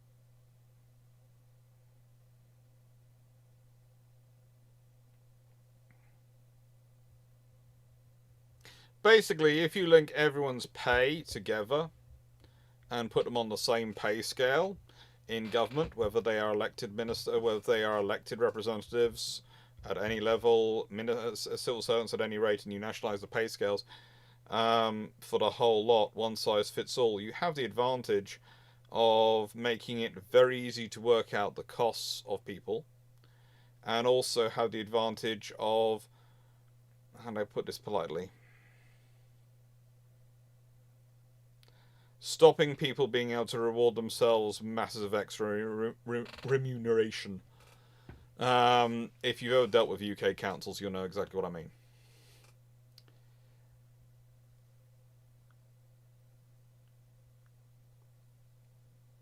Oh yeah, and you definitely have to have rules about, you cannot go and work for this company for this many years, although that is quite easy to get round, as I will tell you. There is you can always go work for a consultancy firm which is hired by that company.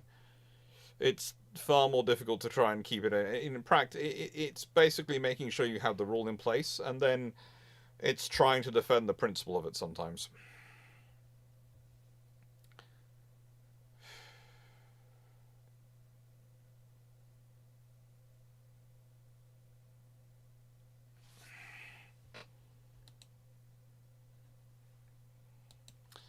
Alright then.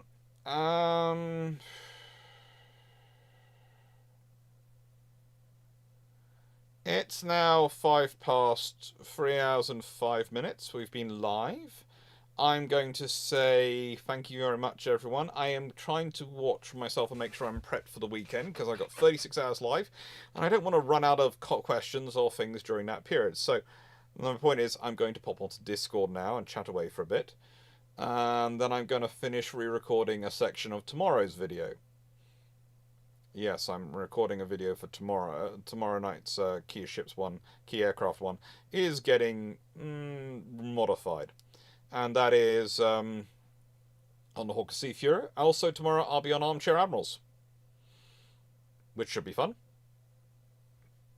And then you know what I'm doing Saturday and Sunday. I've got 36 hours of me talking naval history to all of you. Lord help you, Lord help me, Lord help us all, I think is the answer. Thank you very much, everyone, for being here. Thank you for super chats. Thank you for thank you for being here and chatting away. Hope you enjoyed it. I've tried to keep things to track this evening. Hopefully I've done okay.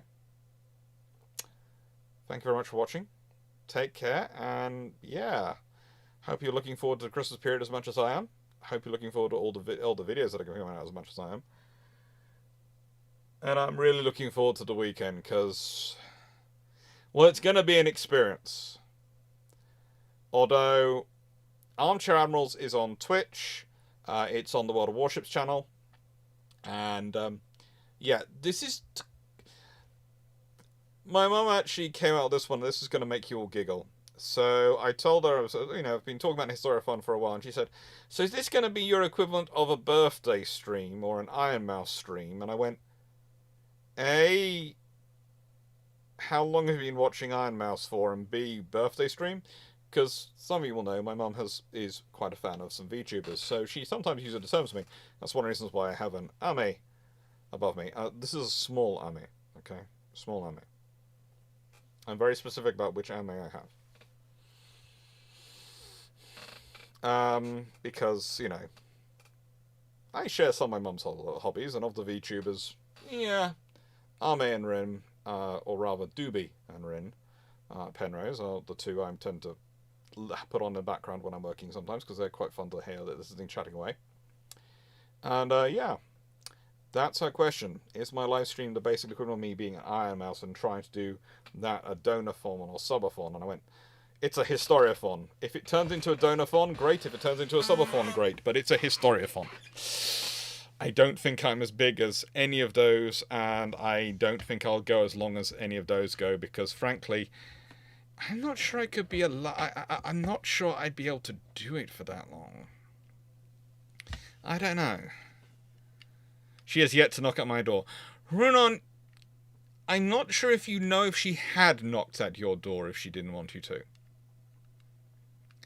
I'm just saying that because she did tell me recently you're a very nice young lady. A very nice young lady. And I have no idea where that came from. And I'm not asking, so I will leave it up to you to wonder about all the people you've met recently who for the first time.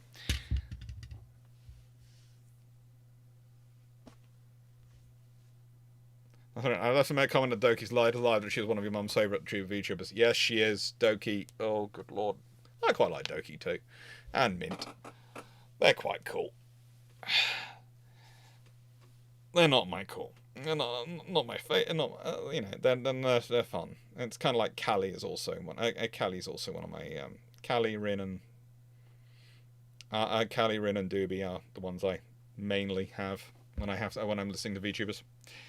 Take care, and thank you for watching.